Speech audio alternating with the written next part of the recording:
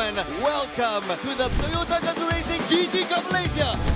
But look at that Raymond diving on the inside of Blue Swan. He snatches third position just right under the noses. That's where you want to realize that for might have a target. There you go. The biggest question way go. Going left and right, trying to over the inside, and he has done it again.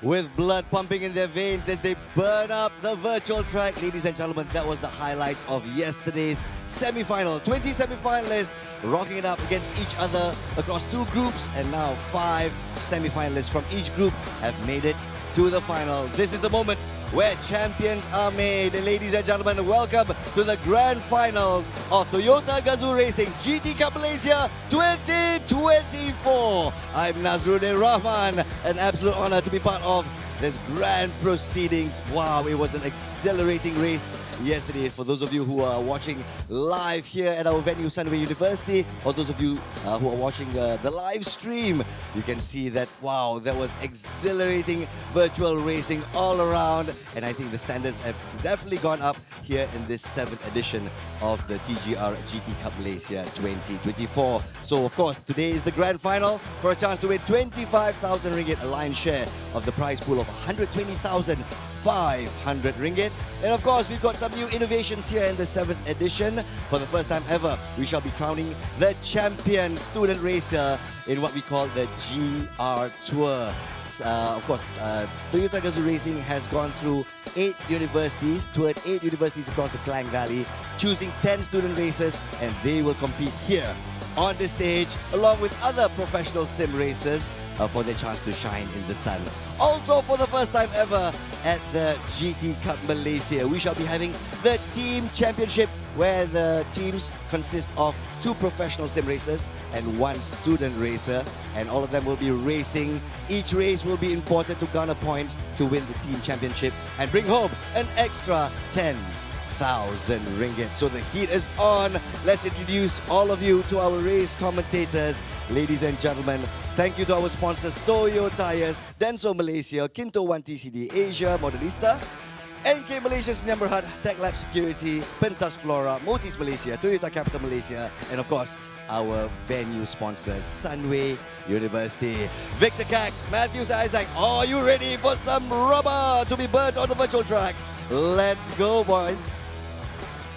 What's going on there, ladies and gentlemen? Welcome to Toyota Gazoo Racing GT Cup Malaysia 2024. This is the grand finals. You're alongside with me, Matthews Isaac, and also Victor Cass, as we bring you all the actions that happens on the virtual track for today. My man, how prepared are you for the grand final, man? I'm so prepared. I'm hoping the finalists are so prepared after what happens in the amazing races that we saw yesterday. Today just brims me of excitement because there's gonna be a lot of action in store for us over the course of these 2 streams. But again, now we're finally here. You know, it's been 7 seasons in the running now, this GT Cup, and this season, I've got to say, it's got to be one of the best seasons we've seen of Gran Turismo for Malaysia. Absolutely. So, ladies and gentlemen, we'll be going through all the team formats, the weapon of choice, and also the track, and so many information. Let's walk us through to all of you that what is our grand finals is going to be bringing us. Of course, talking from the team format, it's going to be semi-finalists, where 2 of them will be with 1 GR student. This is the new team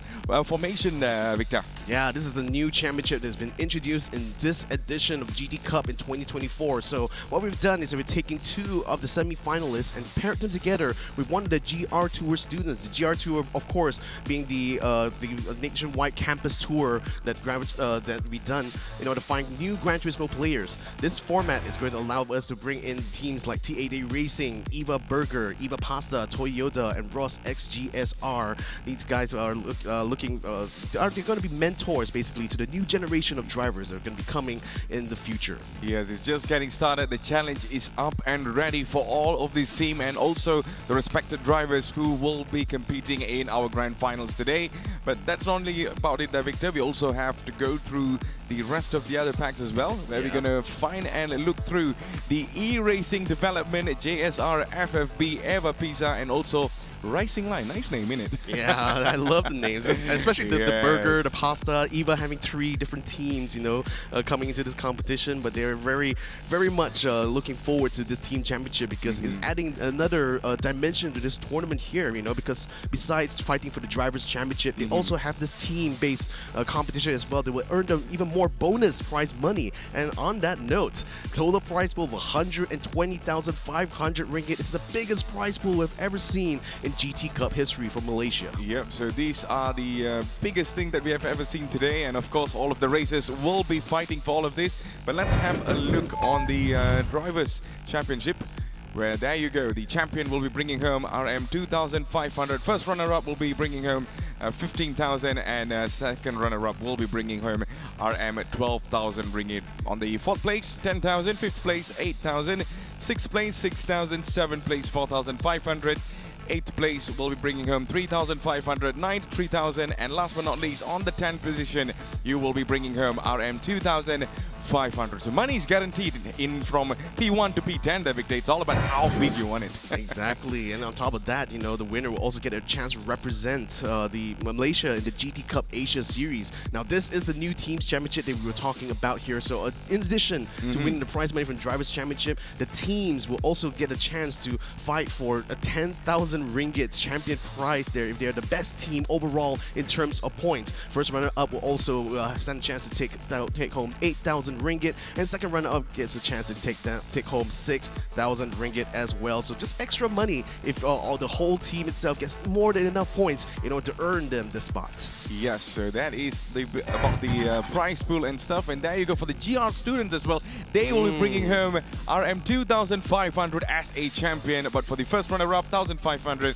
And second runner-up will be 1,200. 4th place will be 1,000. And 5th place will be 800 ringgit. So even the GR students are guaranteed about this, Victor. Yeah, and today they will finally have their chance to take on to the main stage and fight it out. This is why the team championship is going to be very, very relevant here today because, of course, you know, all that money out there, you know, on the line here, certainly these guys will want to try to put their utmost best performances in order to earn this prize money. So now that we've already gone through all of these formats, going through all this information, it's time for us to introduce our drivers, our top 10 finalists. And to do that, we're going to hand things off back to our host on the main stage. Give it up for Nazruddin Rahman.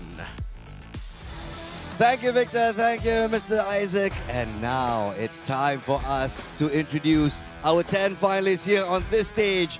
This is where champions are made. We introduce our driver that's going to be appearing on stage. Please put your hands together for Putra Azwira bin Sahazam from Selangor, Team FFB, last year's finalist, and this time he's back. You are at sim number 5. Welcome our next driver, ladies and gentlemen, it's Chong Kai Cheng from Selangor, the pride of Team Eva, last year's first runner-up. You are at sim number 10. Our next driver is from Kuala Lumpur. His name is Danesh Vigneswaran from Pad Racing. Last year's GT Cup Malaysia first runner-up, and this time he's in for blood. You are at sim number 6. Welcome our next driver, Harishami bin Muntasir from Selangor. Representing Team GSR, he was a finalist last year, and this time he wants to make it to the podium. You are at sim number 9. At sim number 7, let's welcome Wayne Go Ying, also from Selangor. Also a stalwart of Team Eva, finalist last year. And this year, let's see whether he can make it to the top 3. Sim number 7, Wayne Go. Our next driver is one Muhammad Afiq, one Hasnan from Selangor, Team FFB. Also last year's semi-finalist. This time he's made the final. You are at sim number 8. Next, our former champion in 2022, back with a vengeance, Muhammad Iqbal bin Ahmad Suji, Team ERD. Anak Watan Selangor, you are at sim number 1. Let's introduce our next driver, Mu Xuan Jing from Pahang. Xuan Jing from Pahang is from Team Eva, and you are at sim number 4. Our next driver is from Sabah. His name is Chung Kian Sin, Team JSR. Mr. Chung Kian Sin, you are at sim number 3. Our final driver, our finalist, Taj Izrin Aiman, 3-time GT Cup Malaysia champion. And he's back to defend his title. You are at sim number 1. This is the Grand Finals, ladies and gentlemen, of the GT Cup Malaysia 2024. Drivers, start your virtual engines for your qualifying session. All right, so I guess we have already seen all of our top 10 grand finalists. They are ready. We are ready as well. So, of course, before that, we're going to go for a look at all the actions that happened in the semi-finals there, Victor, because even the semi-finals was worthy of a grand final, you know? I know, right? There was so much action, so much chaos that was going on, but all through that, we saw some brilliant racing crap happen all throughout the semi-finals. And it's a shame that only the top 10 can make through, because I would say the top 20 that we have this year are probably some of the best talents we have seen in Gran Turismo in Malaysia so far. So again, you know, that's why I'm so anticipating what we're going to be seeing in this grand finals here, because now, in yesterday's races, you know, we went through some of the best tracks in Gran Turismo's fictional lineup, and today we're going to be going into some real-world tracks, so a completely different environment. I mean, what's a little bit sim racing where we simulate some real-world locations, right? Absolutely. I mean, that is all about. I mean, it's just getting heated up for the semi-finals, but now it's all about the grand final. But before we go to the grand final, we're going to have a look on all the highlights that happened yesterday on the virtual track.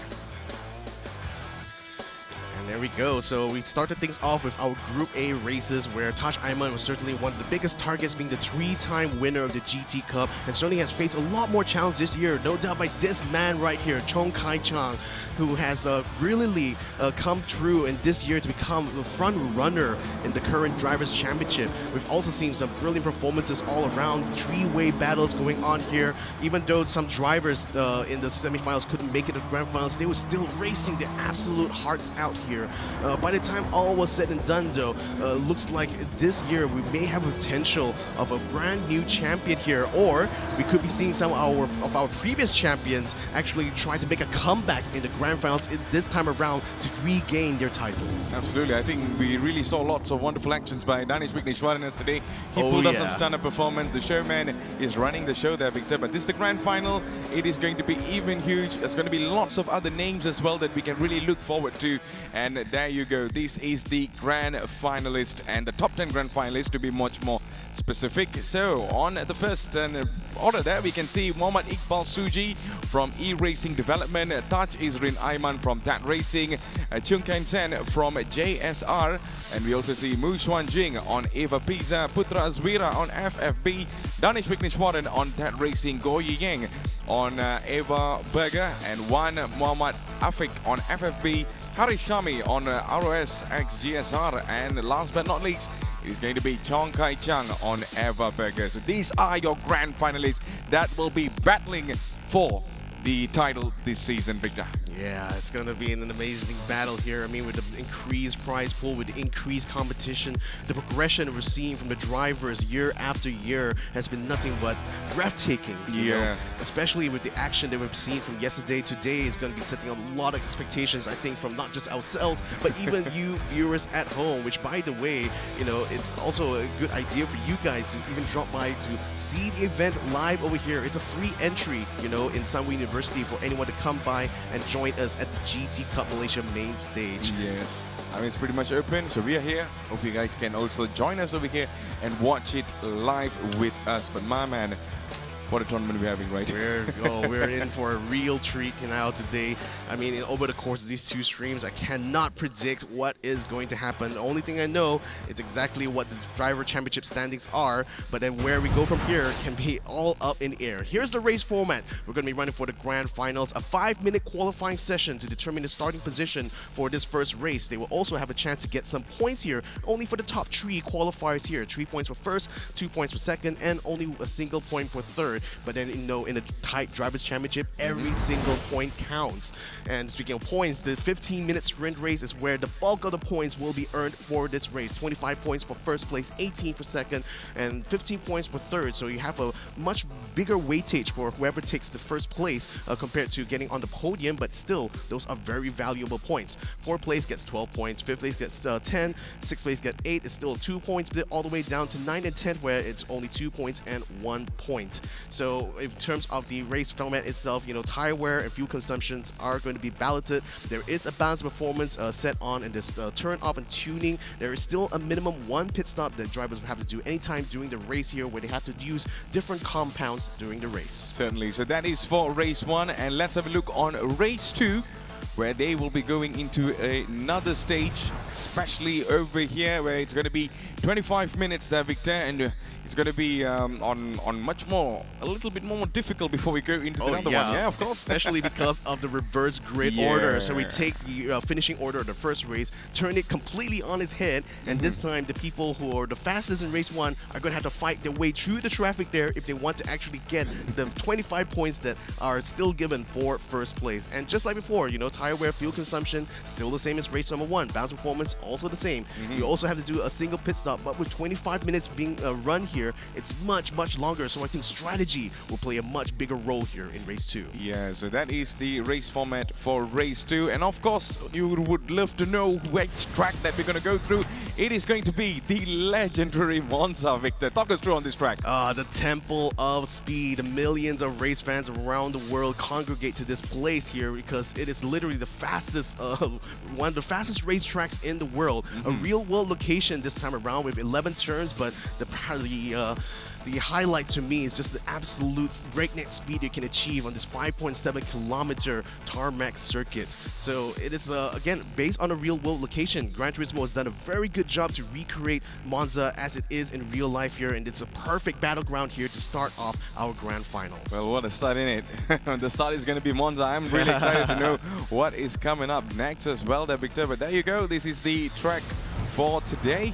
And of course, the weapon of choice, which Victor always loved to say, and it's going to be the GR Supra Racing Concept 18. Is going to be with 591 horsepower, and of course with a 3 liters turbo incline 6. What else we can expect from this machine there, Victor? Wow, I mean, again, if you remember what we had for race 3 with the semifinals, we used the GR Supra road going version. This is the race tuned version. Almost twice the amount of horsepower, almost twice the amount of torque here. 591 brake horsepower and 698 Newton meters to be exact. And again, with the downforce provided by its body kit as well it is spoiler, it is going to be a much more aggressive handling machine compared to the GR Supra road version that we saw from yesterday. Oh, well, there you go. That is the biggest thing that we saw for today, and it's going to be the weapon of choice for our grand finalists today. So sometimes they say, it's not about the race machine, it's about the driver. Yeah. I mean, again, it's the machines may be good, but it's still the driver at the end of the day that brings that car across for the checkered flag. So it's all going to be about skills, especially with the balance of performance being applied by Gran Turismo. It certainly means that everyone is literally starting on an even playing field. Now, naturally, that means that the qualifying that we're going to be having before race number 1 is very important for these drivers here, because it will be able to set for them, the targets that they will have to meet during the race. And of course, the fastest drivers may not necessarily be the best passers on track. That's why the reverse grid second race is also going to be a very hard-fought one. All right, ladies and gentlemen, it seems like something flying on the track. Never mind. What a start in it. So, of course, we're underway for the qualifying. This is the grand finals.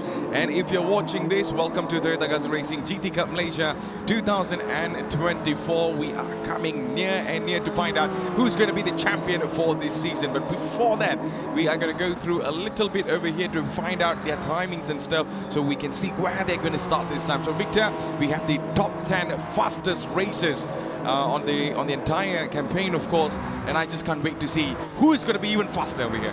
Yeah, the fastest. I mean, when everyone is this fast, even differences of a 10th of a second, 2/10 of a second can make all of the difference in the world. Remember the semifinals Group B where the qualifying was literally separated by milliseconds. It was so close, that qualifying, and Monza being one of those tracks where it's very hard sometimes to get yourself into that optimal lap time.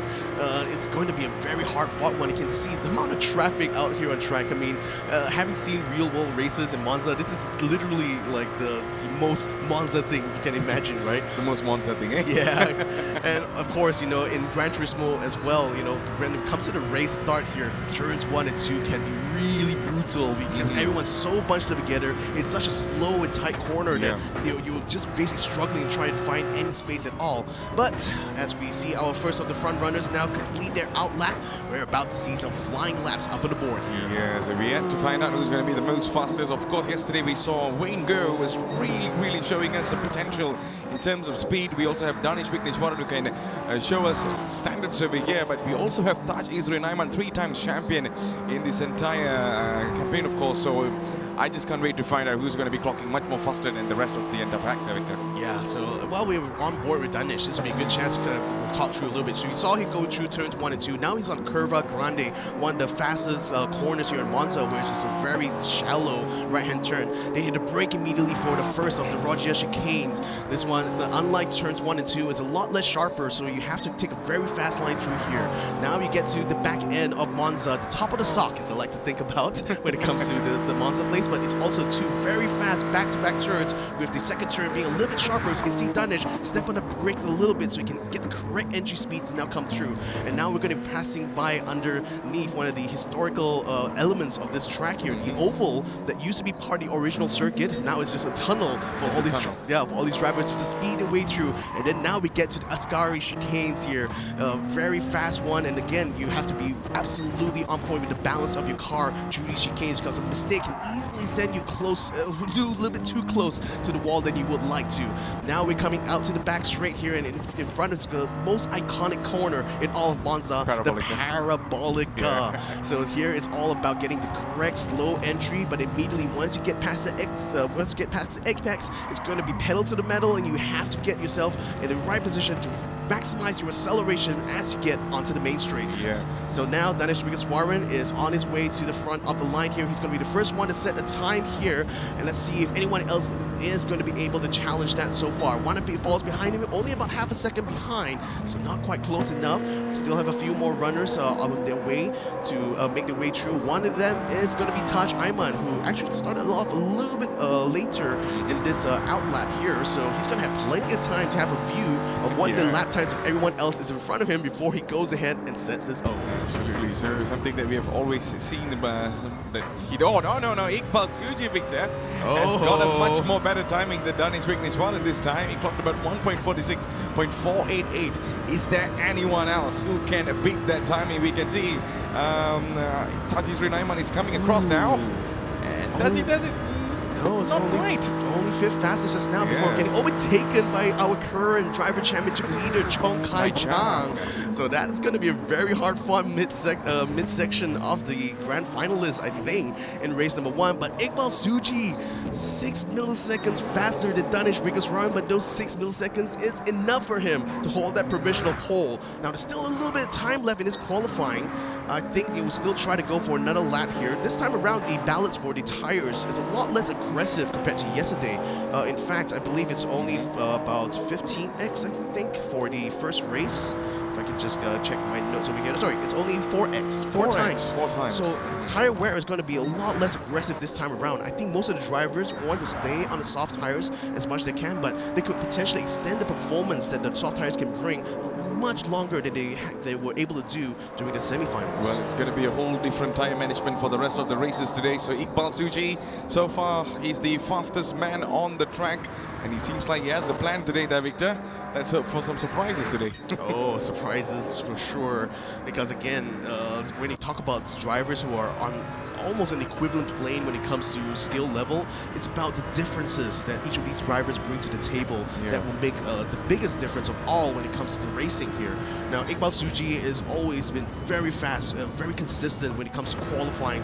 He's always find himself, starting these races at the top of the grid. But this time around, with Danish, having a brilliant run in semifinals yesterday, he's certainly going to be a big threat for him as he's starting alongside Iqbal for this race in particular. Now, as more times are starting to filter through, Taj Ayman finally puts himself on the second row there. Yeah, third place right now in alongside Wayne Go. So brilliant recovery here from Taj Ayman in the dying moments of this qualifying session. Absolutely. So I kind of feel the dark horse over here is going to be Taj Ayman there, Victor. He's been really silent throughout the track.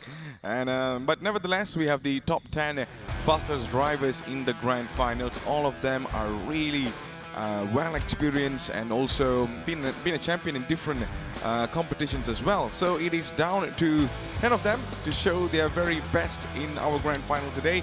So I just can't wait to get things started over here. I do as well. I mean, first race is getting set up right now by our drivers here. It's kind of funny he was mentioning Taj Ayman being the dark horse, because what a world difference it is now this year, right? The three-time champion, this time coming in as the underdog. Third place right now in Drivers' Championship with only 59 points behind Danish Warren as well as Chong Kai Chang. So he has a lot of work to do here in this first race. He absolutely needs to chase for that win. That's no doubt about it. But more importantly, he has to place himself way above both Kai Chang as well as Danish Warren in order to close that gap in the championship and allow him the chance to defend his title. Yep, talking about defending the title, I believe we are about to roll our engines in the first race of our grand final. So if everyone is ready, if all the tracks and also the races are ready, we're going to be taking you guys straight into Monza right now to witness what is happening. And there you go, what's happening right now is we're going to be starting race 1 for the grand finals, Toyota Gazoo Racing GT Cup Malaysia 2024. Red lights go on and we are off for the first race of the grand finals. Iqbal Suji and Danish Warren now rolling towards the line here. It's a rolling start actually for this round. This is interesting. So that does mean that it might be a much tidier line going into that first turn, which would be brilliant actually, because we know from public races in Gran Turismo how chaotic turns 1 and 2 can be. Iqbal Suji is going to be almost unopposed, but Danish is trying his best to have a peek around the inside. Braking now for the first turn. Iqbal Suji leads ahead. Taj Ayman and Wayne Go trying to fight in the background there, while Danish Warren closes in onto the race leader. Juan Afik in the meantime doing his level best to keep up with Wayne Go as well, as we now enter the Curva Grande. Yeah, so we are going across right now. Nothing much of a huge change. We can still see Iqbal Suji keeping himself in P1. P2 still holds for Danish Warren and Taj Ayman in P3 at this moment. And we're on board with Juan Afik, who's just lurking behind the top 4 in the front. And let's see if there's going to be any sorts of movements that he's waiting to make, of course, over here. But Victor, you can see that Wayne Go is literally pushing Danish Warren from the P3 and P4. Yeah, they're just going to have to try to close that gap, because with the rolling start, it does mean that everyone starts in the sort of equivalent gaps right from the get-go. So it's really now about maintaining a good level of pace through these first laps here and keeping up with your opposition as well as your competitor behind. So at the moment, Iqbal Suji has a healthy lead going ahead of Danish Warren as we enter the Ashkari chicanes here. Taj Ayman just having his sights very much set on the guy in front of him, trying to close that half-second gap to Danish Warren here. Now we're going to be entering the final turn, the Parabolica, and this is where I think some of the drivers who are able to find that pace might be able to try to set up for an overtake in turn 1. Yeah, coming around Parabolica right now, and it's Wayne Go. We are on the focus at this moment, and he seems to be like keep on holding into his P4, and the rest of the other packs are still rolling a really decent pace in the front, and nothing much of a huge changes we see there, Victor. It's still the same. We had to find out who's the fastest on the track, but at this moment it is Wayne Go that we are looking, and he might be up to a plan right now. Yeah, I think at this stage, the tires are still very prime, so everyone's still having a lot of grip here. We're not going to be able to see anyone make any mistakes here, especially with the grip level and the downforce that these race-tuned GR Supras are able to provide. So at the moment now, it's just about getting themselves into the flow, into the zone here, focus on what exactly their targets are going to be. I mean, for Taj Ayman, for sure, it's going to be the man way up in the front there, Iqbal Suji, so he's making sure that at least in terms of pace, he's keeping up with them. Yeah. Yeah, he's just literally keeping up with them, and we all know his experience. We all know how many championships he has won, and right now he is literally in P3. Just having a look on Danish Vignesh and also Iqbal Suji rolling in the front as we are coming into turn 5 and 6. And at this moment, we can still say he's yet to make any sorts of huge changes there, Victor, because the pace that Iqbal Suji and Danish Vignesh is pretty huge with 0.8 seconds in front. Yeah, just gonna have to go full focus, right? Just Yeah, full concentrate focus now, on staying on that racing line, trying to find any opportunity to capitalize on mistakes done by the front runners. But at this point, the gaps are starting to widen up a lot more here for Taj Ayman, as Danish Vignesh is now about a second ahead as we enter the back straight of Monza. So it does seem that pace-wise, he's struggling a bit to keep up with the top two runners here. In the meantime, Wanafik having a peek on the inside of Wayne Go, thought about it, didn't decide to go for the dive. This time, he's going to try to close the gap to Wayne Go and try to set up that overtake in turn 1. This is going to be potentially the first move we're seeing in this race. Yeah, we're just having a really clean race so far, Victor. Yeah. Yeah, to say that, But at this moment, we are on board with Wanafik, and let's see what he's up to. Wayne Go is just right in front of him. And on the other side, he has been the TGR Velocity Esports Championship quarter-finalist before, back in 2022 actually. He's been the champion for MLC Esports as well. But at this moment, will he be the one who will be challenging for the biggest title that he's been fighting for right now, Victor? Yeah, I think the person who also really wants to be able to put a good performance is the person directly behind Wanafik here, Chong Kai Chang. He qualified in 6th position, has stayed in 6th position so far, and has actually not found any gains so far in these first opening laps of the race. So right now, I spoke a little bit too soon. I think I saw some movements going on Chong Kai Chang right now. Danish Vignesh still keeping its eyes sharp on to Iqbal Suji while all that is going on. But for the moment, these two front runners are just absolutely pushing each other in order to see who will wear out the tires faster, because that's the thing, the pressure is going to factor into the pit strategy going on later here. Yeah, so if they just push a little bit too hard, wear out the tires too fast, that leaves them open, exposed towards the final phases of this race, and that's not a position that these runners want to be in. Yeah, coming out of Ascari right now, we are going and approaching straight into Parabolica, and it seems like Iqbal Suji is still holding on to his P1, and Danish Vignesh is just 0.6 seconds behind. And let's see if there is going to be anything that he needs to do at this moment. But all he needs to do right now, Victor, is to close the gap. Iqbal Suji has been keeping a really good pace in the front, not losing any sorts of pace, or he's just making any sorts of mistakes there, Victor. He's right in the front. I think he kind of feels less pressure at this moment. He's just, I'm just going to do my thing, and let's see if Danish is up to something or something. Yeah. Yeah, I mean, if anything, Danish is the one trying to put the pressure onto Iqbal Suji here by trying to close that gap. But so far, hasn't really been able to make any gains here. So I think a lot of these drivers are now just calculating in their mind here what exactly they will want to try to do for these pit strategy. It's most likely going to be very reactive. Most likely, Iqbal Suji's decision on when he wants to come in for the pit is going to factor into the pit strategies for everyone else following behind him. So I think especially for Danish, for Taj Ayman, they will certainly want to go into the pits at the same time as Iqbal Suji here. So with the soft tires still looking really good, I think we're already seeing at least almost a quarter of that performance being worn out here for Danish at this point. And I think for everyone else, it most likely would be the same as well. So the tire wear situation not as aggressive as in the semi-finals here, so the drivers can truly focus more on putting up the best lap times here. Yep, only 27 years old, one more Wanafik over here, and he is on the chase, trying to close down Wayne Go, who is in front of him. If you look there, Victor, most of the races are like 0.6 of a second or 0.5 tenths of a second ahead of the rest there, Victor. Yeah, so when is the gap going to close in? I think, again, it's going to factor into that first pit stop, because I think fuel as well has been the same for everyone all throughout. So right now it's just a matter of how well they can maintain the performance of the tires in this first stint here before they have to go in for the pits. I think in terms of pacing, we're still seeing, at least for Wanafik, sending 147.4 the last lap round, so a 3:10 difference compared to his second lap. The third lap will be coming around here, and we will see if anyone else is also experiencing a higher degradation and reduction in performance when it comes to these laps here. I think Haris Shami is looking for an opportunity. Mu Swanjing, he's already trying to get alongside here in the first turn. This is the exciting stuff right now, because if he sets this up right, he can certainly close the door by the time to get a turn 2, but Mu Swanjing is not letting go without fight. He outbreaks Haris Shami right at the last moment, and Haris loses control on turn 2. That is not what Haris Shami expected over there. Putraswira closed the gap immediately from Haris Shami's mistake.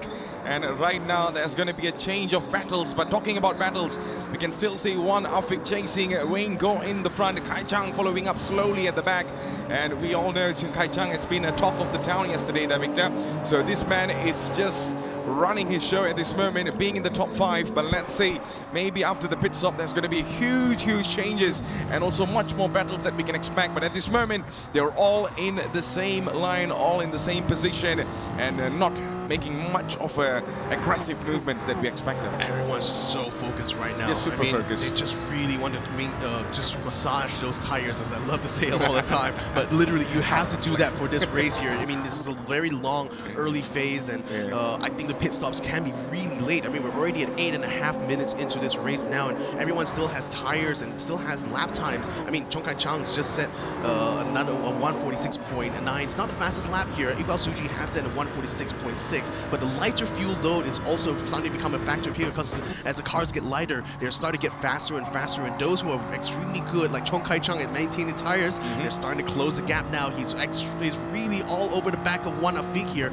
but could we be seeing another battle going on here? Yeah, talking about battle, this is the battle for P4 at this moment. Chong Kai Chang has his eyes locked on one Afik, who's moving left and right to distract Chong Kai Chang, but looking at one Afik, he might be making a move on Wayne Go at this moment. We're coming into turn number 1, and this is the most crucial turn, most tricky turn over here, and a little bit of a mistake, things can go really wrong. But then, Victor, there's nothing much of a huge change. You can still see most of them are really close to each other. Chong Kai Chang is sticking his nose on the left right now, just trying to see there's a gap in it, but one Afik is just closing in as much as he can, and we're coming into turn 3 and 4 at this moment. It seems like Kai Chang has the advantage to be on the inside and get past, and straight away goes into P5. Now his focus is going to be Wayne Go. First maneuver here, Chong Kai Chang moves up into 5th place, and now he has his sights set on 4th. Wayne Go going a little bit wide in the first of the Rogia turns. He's now gaining on him. By the time he gets his second one here, this could be brilliant stuff as they go for the run-up now towards Ascari. He needs to get that draft. I think his exit looks a little bit compromised there, so Wayne Go is actually pulling a little bit ahead. 0.3 of a second only, though. Chong Kai Chang still following close behind as we enter the underpass now. Most of the runners are still looking very sharp, and again, the tires are only just about entering the halfway point in terms of tire life. So I think with the 5 minutes still remaining here, this could be the window of opportunity now for these drivers to start going for the pit stops. Yeah, lap 6 out of 8 at this moment on Toyota Gazoo Racing GT Cup Malaysia 2024 Grand Finals. Chong Kai Chang right now just climbed all the way to P5. He's in the top 5 at this moment. One Afik tries to get back his position, but it seems like Chong Kai Chang has been holding on to his position and defending it really well. As what Victor said, there might be, most of them will be going into their pits there, Victor, but then we could not see anything of a change at this moment. But through this race, we are coming into turn number 1.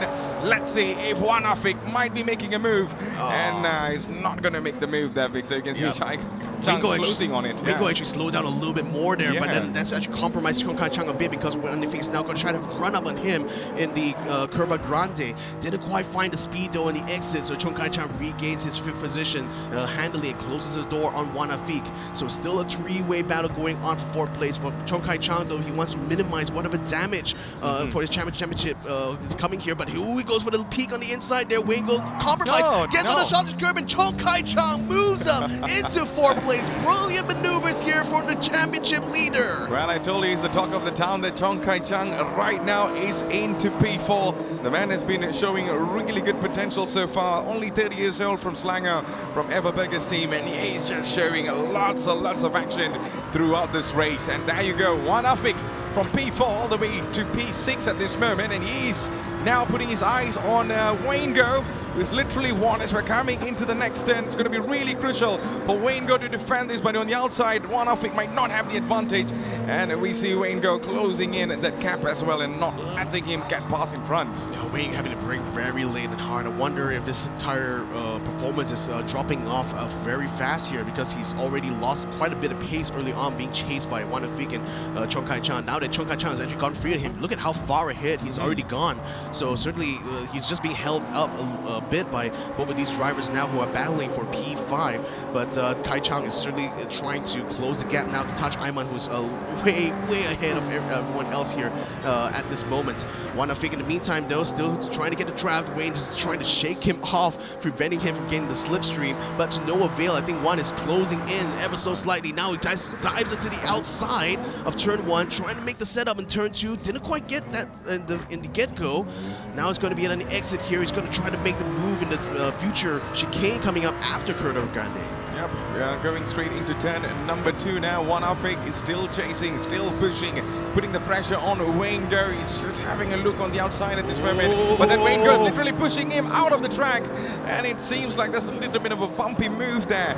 And Wanafik could not get the opportunity to get past Wayne Go. And Wayne Go still defending his position and did not let Wanafik. Well, what do you think about that, Victor? Wanafik also had the struggle, jumped over the sausage curve just now. So, ooh, that's not good. That's not good. That is not good at all. Just barely missed the tire barrier there. But Wanafik is back on track. I think he's struggling a little bit with the battle that he was having with Wayne Go, who was just not giving him any space at all. And that's put Mooswan Jing now back on track here to try to catch up to Wanafik. He's now going to have to run over him on the Ascari chicane, braking quite late there, but had to cancel his intentions to try to pass him here yet. He will still have chances later on in the lap here, but he's already on the final lap now, so this final turn here could be crucial. But Mooswan Jing, Iqbal Suji in the meantime, he's already through the final turn, he's already on his way. But Mooswan Jing having the look on the inside, is he going to be able to make that pass later on? But race 1 now finishes. Iqbal Suji takes the first win here in race 1. Danish Warren second place, Touch Ayman in third place. Chong Kai-chan makes it up into 4th place here. Well done to the defending champion of GT Cup. Wayne Go comes in 5th place. Wanafik in 6th. Mooswan Jing makes it into 7th, so he didn't quite find the pass there. Oh well, so ladies and gentlemen, I believe that is the end of our race 1. Brilliant start actually. I think this is one of the most cleanest races that we have seen there, Victor. No penalties, no nothing. It's all about full racing at that moment. And we saw lots of battle from P4 to P6. But talking about the positions, these are the provisional results so far.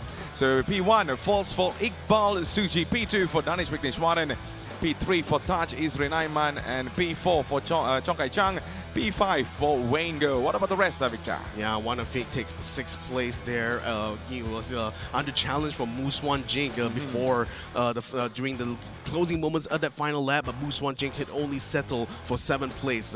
Melvin Chung Ken Sin makes it into 8th place. Harish Shami only comes into 10th place, and Putra Artsvira struggled really hard in this race. Is only it's the person who finishes last, unfortunately, in race number 1, which could be good news for him in the future, because race 2 he will be starting on the front row, so he will still have a chance now to try to gain some points to try to make up for this performance here. But that's just the beauty of the format, isn't it? Even if you are struggling in that first race, you will still have a second chance handed to you immediately for the second race. Absolutely. So talking about the second race, I believe we have already done with our first race. You guys already saw the provisional results and stuff.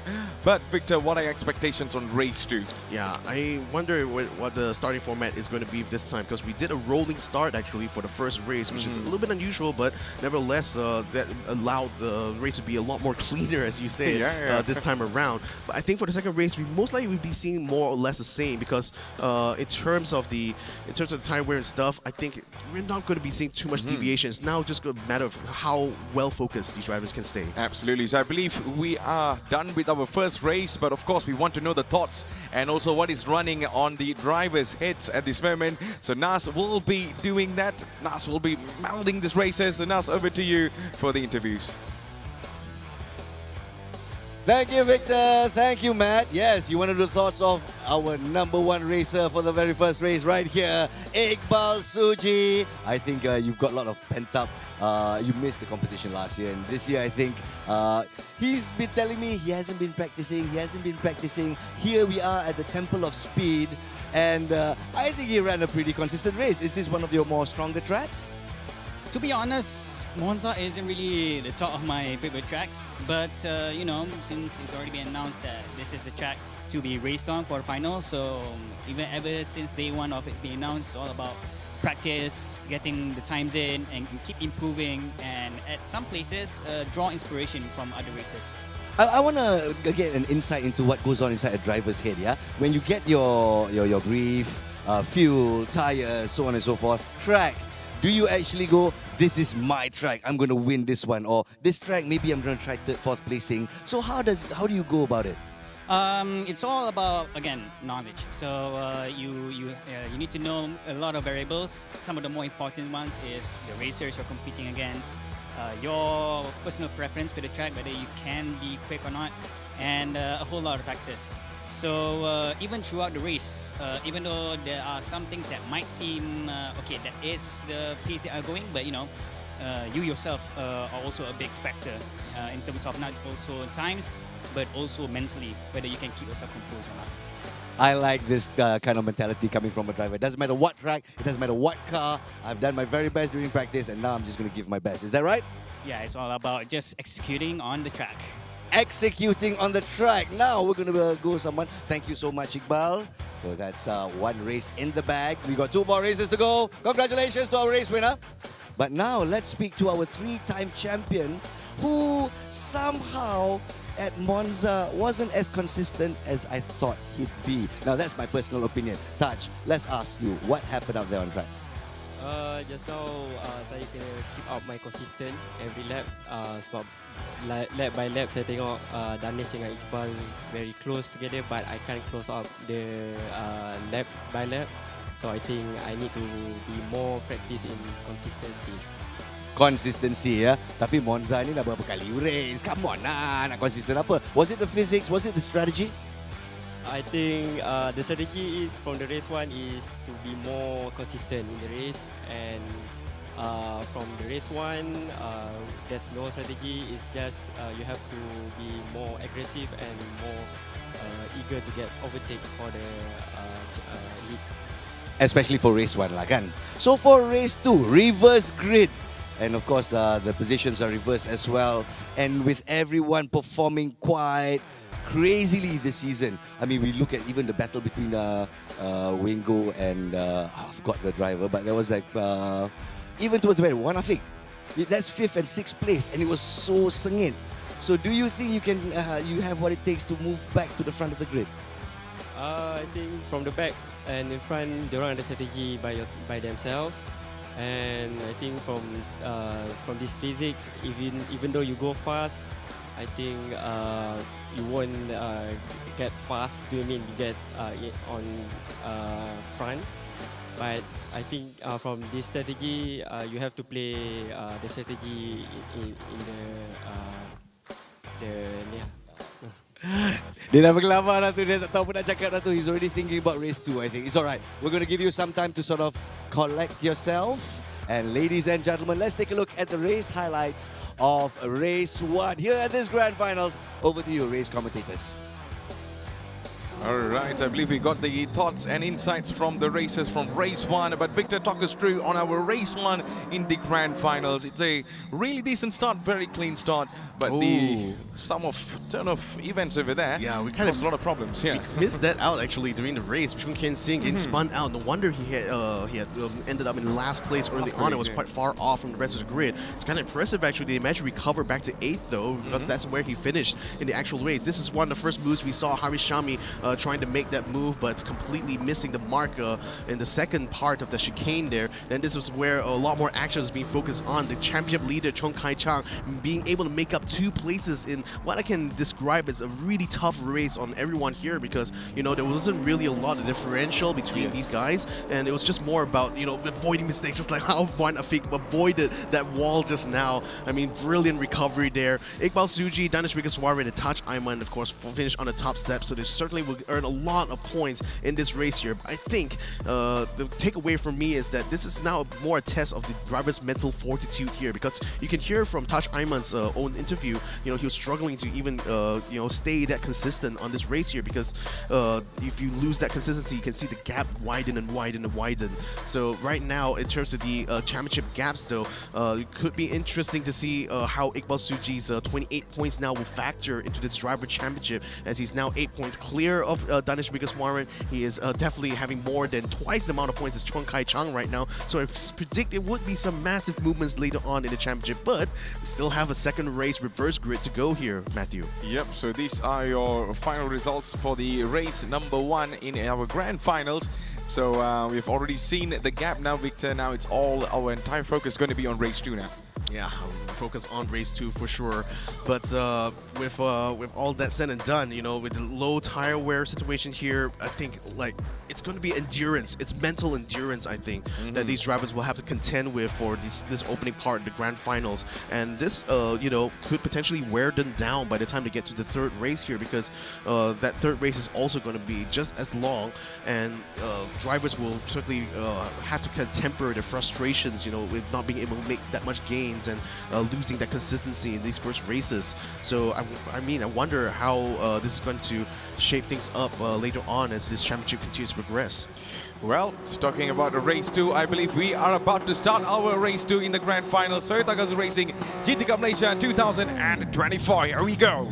Yeah, so I think it's going to be another run out to the front. Putras Wira is going to be the one to lead the pack as we get this race started here from a rolling start. You can hear the announcements go off, and we are on now for race number 2. Putras Wira immediately trying to cover off Harishami. Melvin Chung right now, after having spun out early on, is looking to try to get some redemption this time around. Hopefully he can try to find some maneuvers going on in the first turn, but Putras Wira is going to be the first one to take it here. Very defensive line, but Muswan Jing dives to the inside, takes him 2, but unfortunately cannot quite cover the second turn, so Harishami regains his position, and I think Swan Jing unfortunately couldn't quite recover in time as he's moved down into 6th place, putting him in a bit of a tangle now with everyone in the back line. This could be chaos. Wow, talking about chaos, we can still see Chung right now might be making a move on Danish Wickeswara, who's being side by side. They might be pushing left and right there, but then Muswan Jing keeping a really good hold over there on P6 at this moment. Danish Wickeswara shifting on there. Oh no! Chung over there has spun out there, Victor. Oh no, spun completely the wrong way, and this is like a repeat of race 1 for him now, this time in another chicane. What a disaster here for Chung Kin Sin. But Danish Wickeswara as well couldn't make any gains. He's dropped down to 9th place now, so all through that chaos that got kicked up by this man right here, Moon Swan Jing, has now just put this race into a new storyline now. Well, here we go. This is the start we wanted, isn't it? Yeah, Taj Ayman might be looking on a move on Iqbal Suji, and he's closing and getting in the front, but he's on the outside line there. Ooh. And of course, Iqbal Suji might have the advantage, but not on the exit over here there, Victor. And that's a little bit of a loss of balance, and Iqbal Suji immediately recovers his position to get in back in the front. But then this is not going to be end yet there, Victor. We're coming into turn number 9 now, the Parabolica. Yeah, so the Iqbal Suji and Taj Ayman absolutely going at it with each other. Elbows are out right now, and Taj Ayman now stays ahead of Iqbal Suji as they enter the Parabolica. We got Danish Wickeswara waiting in the wings now. He senses an opportunity here to try to take on Iqbal Suji. He just lost a position. He's going to try to follow behind Taj Ayman, going through the Parabolica and onto the main straight now, trying to find that slipstream, trying to close that gap. Yeah, talking about closing gap, Iqbal Suji might be playing some mind games over here. Taj Ayman is just holding on to his position in P7. We're coming into turn 1. This is where things can get a little bit tricky. A little bit, you go onto the bumpers, and there you go, you'll be running out. And Iqbal Suji and the rest of the pack, consisting of Taj Ayman and also Danish Wickeswara, kept it really cool over there, Victor. And full focus right now we can see on the face of Taj Ayman. And Danish Vigdishwaran is just waiting for an opportunity between the battle of Iqbal Suji and also Taj Aiman. Yeah, I remember Danish is second right now in the Drivers' Championship. We haven't seen the overall result yet until the end of race number 2. He's still following very closely. There's a bit of a pile-up going on now from 5th all the way to 2nd place as Chong Kai Chung has caught up to Wayne Goh. Is he going to be making a repeat of the maneuvers we saw in race number 1 here as he closes in onto Wayne Goh, just trying to keep the timing just right in the braking zone here against Wayne. Unfortunately, kind of quite nailing it on the exit, so Wayne pulls slightly ahead. So we got 2 sets of battles going on, a 5-way battle going on in front and then a 3-way battle going in the back. This is an absolutely chaotic race and I love this. Yeah, I really love it, especially when it comes to Chong Kai Chung's racing there, Victor. His driving has been fantastic so far. We saw lots of aggressive movement in race 1, but race 2 right now we might be seeing a different outcome. I'm not sure. Let's watch. And here is Chong Kai Chung trying to close the gap on Wayne Goes in P4. Might be making a move on Harishami, but Harishami, as usual, we have seen in the semi-finals, is one of the well-experienced racers in our grand finals so far. And let's see if there's going to be any sort of movement coming from Chong Kai Chung. They're all caught up at the back over here, and it's going to be a 3-way battle going into turn 1. And let's see that Victor, they're turning and shifting positions left and right. Wayne Goh goes all the way to P3, and now Chong Kai Chung has passed Harishami as well. And how did he pass him to P3? Chong Kai Chung climbs all the way to P3. 2 positions, Victor. 2 positions. Wow. Oh, and Wayne Goh getting tangled with Harishami as well, trying to recover, but Mu Swan Jing moves up into 5th place as a result. Chong Kai Chung now on the podium step. What brilliant racing there. He literally dove so late on the brakes into turn 1, managed to take out 2 people in the process, and now it's looking to get a massive haul of points here in race 2. Well, it's only lap 3 out of 14, and we saw lots of amazing action so far. And here's Danish Vigdishwaran, who had a little bit of a bumpy at the back over there, and is now coming in to fight with Wayne Goh, and easily gets past him there, and he goes into P8. Iqbal Suji on P7, who has a gap of 0.7 right behind. And on the other side, what a racing by Chong Kai Chung earlier on, man. Yeah, but I think on that maneuver has kind of unsettled Wayne Goh a little bit. He's lost positions consecutively to Taj Aiman, Iqbal Suji, as well as Danish Vigdishwaran. Now, I think I see a penalty just now. One in front of us. Yeah, Harishami has a 1-second penalty, and Mu Swan Jing should be able to catch up to him pretty handily once they get to that penalty line. So that's going to potential movement going on here as we enter now only the 5th minute of this race here, Matthew. I told you, man. We're seeing so many things, but here that comes was- Taj Aiman. Easily got past Harishami over there, but the battle right now has shifted to Mu Swan Jing, and also Taj Aiman from the outside curves it in, and let's see if he's able to hold on to P4 right now. And Mu Swan Jing got back his position and got into front again there, Victor. This Parabolica battle is not coming to an end so far now. Yeah, Mu Swan Jing doesn't care that Taj Aiman's a 3-time winner. Neither does Iqbal Suji here going alongside, but he's being held back a little bit by Mu Swan Jing. He's going to try to make the 3 wide now, going into turn 1. 2 black cars, 1 black car going into the entry, but who's going to come on the exit? Taj Aiman brakes way later than everyone else here, and he snatches a position right on turn 2. Oh, what a way, what a battle that we are witnessing right now, because only lap 4 again, I love to mention again, and Taj Isrin Aiman right now climbing all the way to podium position. Mu Swan Jing has not given up yet, he's still trying to get back into his position, looks on the inside there, and maybe this is going to be another huge battle into turn number 2 over here, and let's see if there's going to be any movement. Not much. Taj Aiman kept it really cool, really steady there, keeping it very clean as well.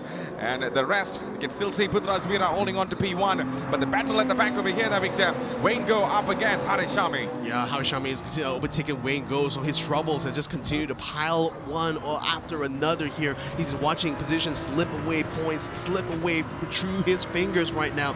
This is terrible news here for Wayne Goh, who at one point was one of the front runners in Group A, but now he's struggling here in race number 2. Harishami, in the meantime, going on a recovery. Iqbal Suji takes a dive on the inside and pushes him way off the track there. That's opened up the door for Danish Vigdishwaran coming on the inside in like a thief in the night. He sneaks in to 5th place. I told you, he's the fox in the box so far there, Victor, and immediately goes into P5 now. That's why I told you earlier on, he's just waiting for opportunities like this, and he just lurks it from the behind. But right now, Iqbal Suji might have the advantage in pace a little bit, but no. Harishami caught up into Big Six now. The battle between Iqbal Suji and also Harishami has started as we're coming around the exit of Parabolika and going straight into turn number 1. This is going to be really tricky in turn 1 there, Victor. We saw lots of amazing things in P on the turn 1. Let's see if there's going to be any sorts of biggest things happening over here. And it seems like Iqbal Suji coming closer and closer to Danish Vigneshwaran. And Danish Vigneshwaran right now still keeping it cool and got a really good exit over there.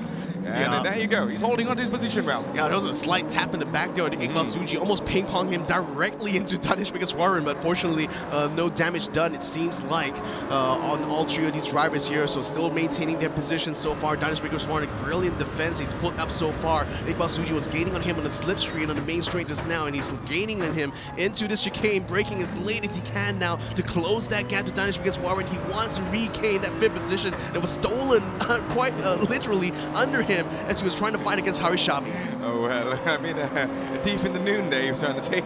Thief in the night, yes. Yeah, thief in the night. So there you go, Danish Vigneshwaran still into P5. Iqbal Suji chasing again and again. But if you're watching this on the live stream, ladies and gentlemen, you are witnessing history right here. This is the Toyota Gazoo Racing GT Cup Malaysia 2024 underway for race 2 as we are coming into turn number 7, the Askari chicane. And now we can see Iqbal Suji still right behind Danish Vigneshwaran, who is in P5. Well, on the top there, Victor, nothing much of a change. Putra Zwira in P1, P2 for Chong Kai Chang, and we see a little bit of a loss of balance by Iqbal Suji. Oh, that's open the door. Harishami. Oh no, we just missed that, Victor. And there you go. Harishami got the pace. Now, boom, he goes in the front. And in the meantime, you know, just off camera, Chong Kai Chan's actually moved up into second place here, ahead of one of these. Oh, no! Oh, Harishami's lost it! What? It right there. Oh, just absolute terror on his face there as he realized he made a massive mistake here. It's now dropped to the very back of the grid. Melvin Chung will be able to move up to 7th place now, but he's still locked in the battle together with Mu Swan Jing as well as Wayne Go. I think a 3-wide situation is forming before our very eyes. Going into turn 1, Wayne Go sandwiched in between here is going to try to outbreak them, but can he find the gap though? Going 3-wide, Swan Jing still in front, still staying in 7th place. Melvin Chung moves out down to 9th place. He loses both of his positions in one fell swoop. Chong Kai Chang in a moment, he's finding it, he's having to peek on the inside. Can he have more than a look on the inside? He does! He takes the lead of the race in the 6th lap. Yeah, talk of the town is proving everyone wrong there, Victor. And there you go, Chong Kai Chang got into P1. The race leader right now is going to be him. Putra Zwira drops into P2. Afiq has got up into P3 at this moment. But what a shame earlier on, Harishami. Well, that escalated quickly. Yeah. Well, it just didn't last long anyways. But here we go. It's going to be Afiq. And Chong Kai Chang has been the fastest man on the track, clocking about 1.7.480.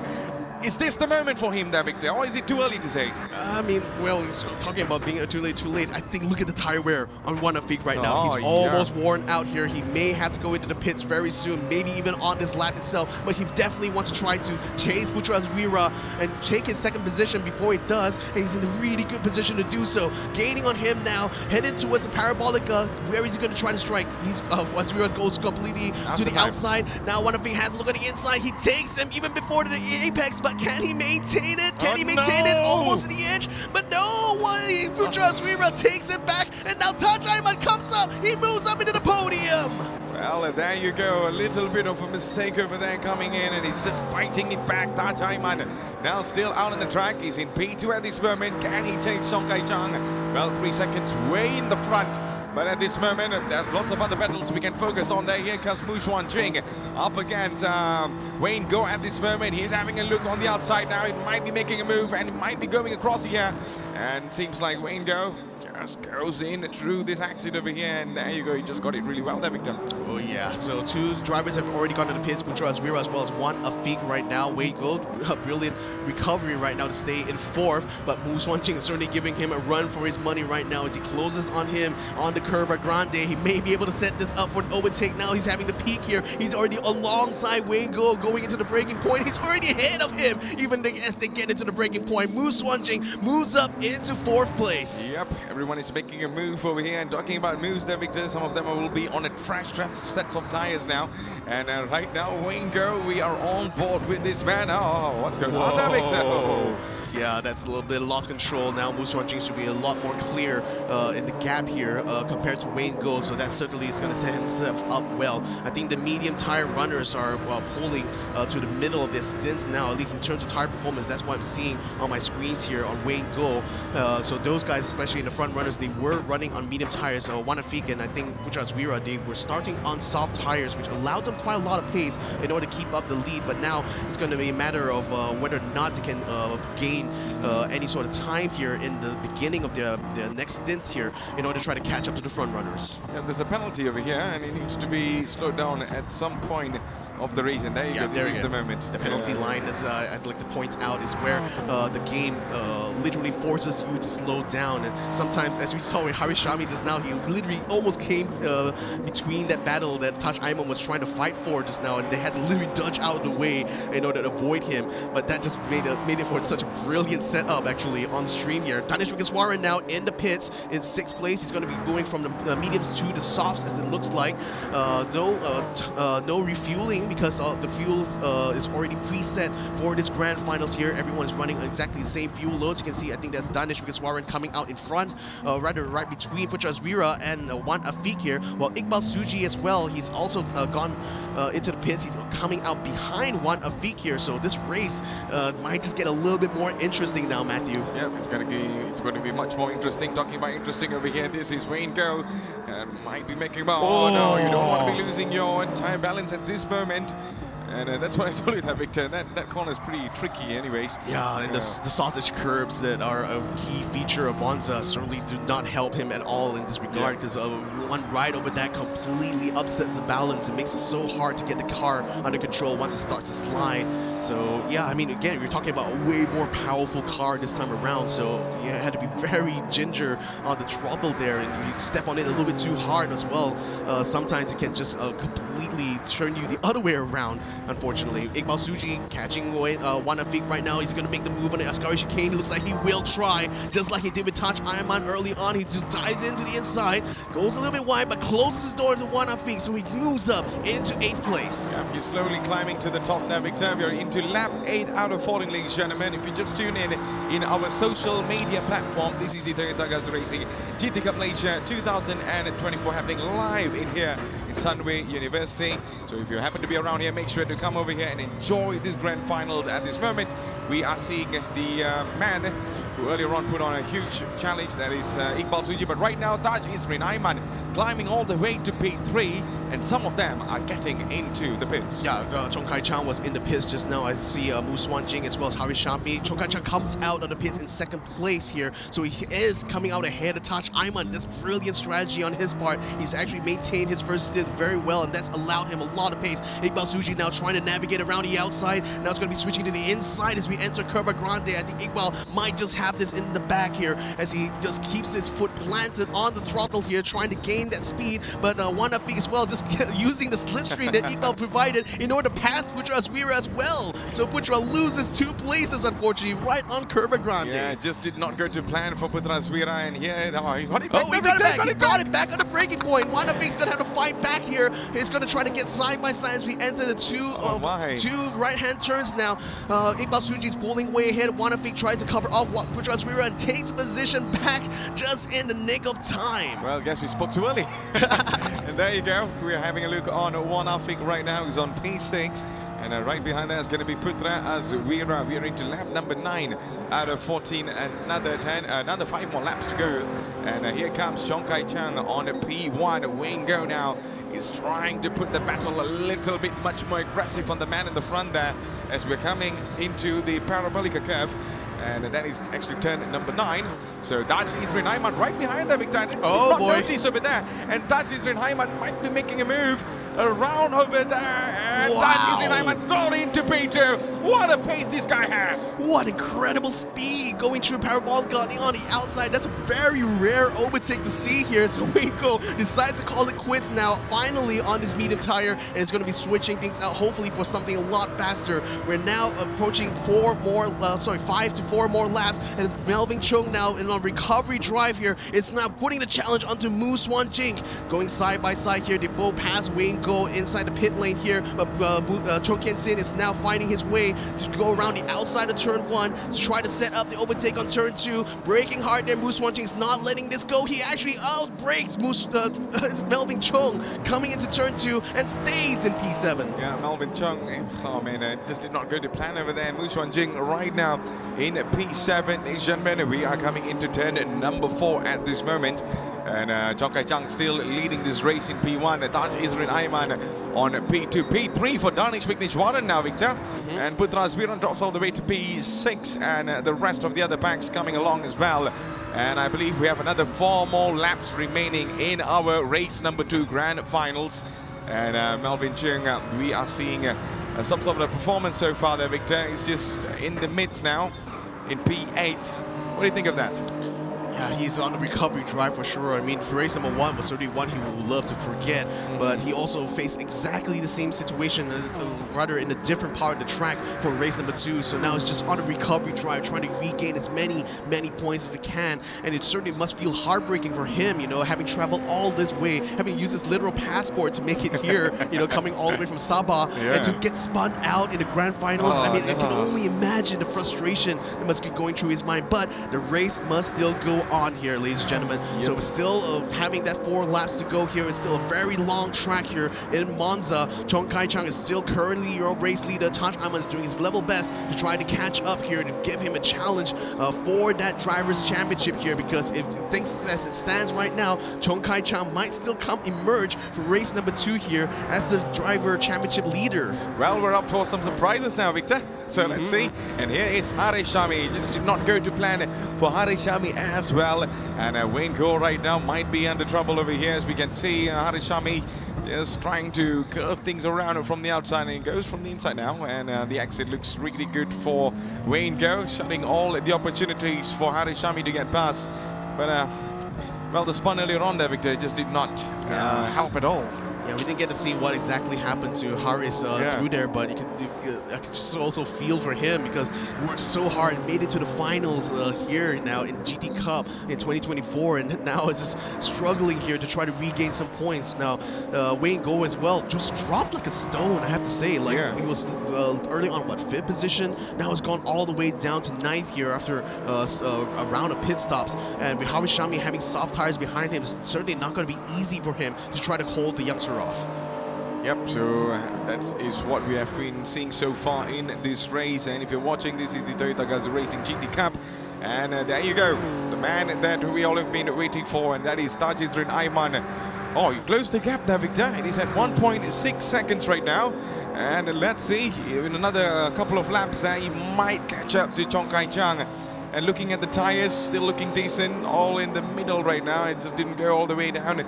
And let's see if there's going to be a room of opportunities for Taj Izrin Aiman. I mean, he always creates opportunities out of nowhere, like how we did earlier on. So right now, I don't think so. This might be an impossible mission for him. Yeah, I mean, it's all about the long game, isn't it? And Chong Kai Chang has shown from the semifinals that he's extremely adept at playing that long game. And look at where he's ended up after the round of pit stops. He's still able to stay in the lead of the race here, or rather fought his way to get into the lead of the race, I should say. So Taj Aiman now has his work cut out for him. I mean, the defending champion for 2023 is now watching the biggest challenger that he's faced so far in the form of Chong Kai Chang, still that 1.5 seconds ahead of him now in race number 2. Yeah, Chong Kai Chang on a brilliant form, but then Taj Izrin Aiman as well. I believe even in the semi-finals, we kind of see a bumpy start for Taj Izrin Aiman, but on the grand finals, we all know he's the big man for big occasions. You want to say that way? Also, it's pretty fine as well, because, you know, he has history there, Victor. Oh, now let's see if he's able to continue that. Yeah, I mean, he's certainly got a legacy to uphold now, being like the top guy when it comes to Gran Turismo in Malaysia for such a long time. But 2024 has been a year of surprises for us all, and this championship here has now been turned on his head here with Chong Kai Chang. You know, he finished only in 3rd place last year in the GT Cup, and this time around, he's literally the driver championship leader after yesterday's races. So now he's certainly putting a good case for why he should be the one to get the title instead. Now let's just hope that he's going to be able to stay there until the checkered flag. 2-second gap now between him and Taj Aiman. Chong Kai Chang has felt the pressure and said, yep, I'm going to just step on the gas a little bit harder this time. Yeah, he's just doing what he needs to do there. He's just going around the parabolica. And right now we still in lap 12 out of 14. Another 2 more laps to go, ladies and gentlemen. And from here it is another 1 more lap to go, man. We are coming closer and closer to the end. Just can't wait to find out who's going to be winning race 2. Yeah.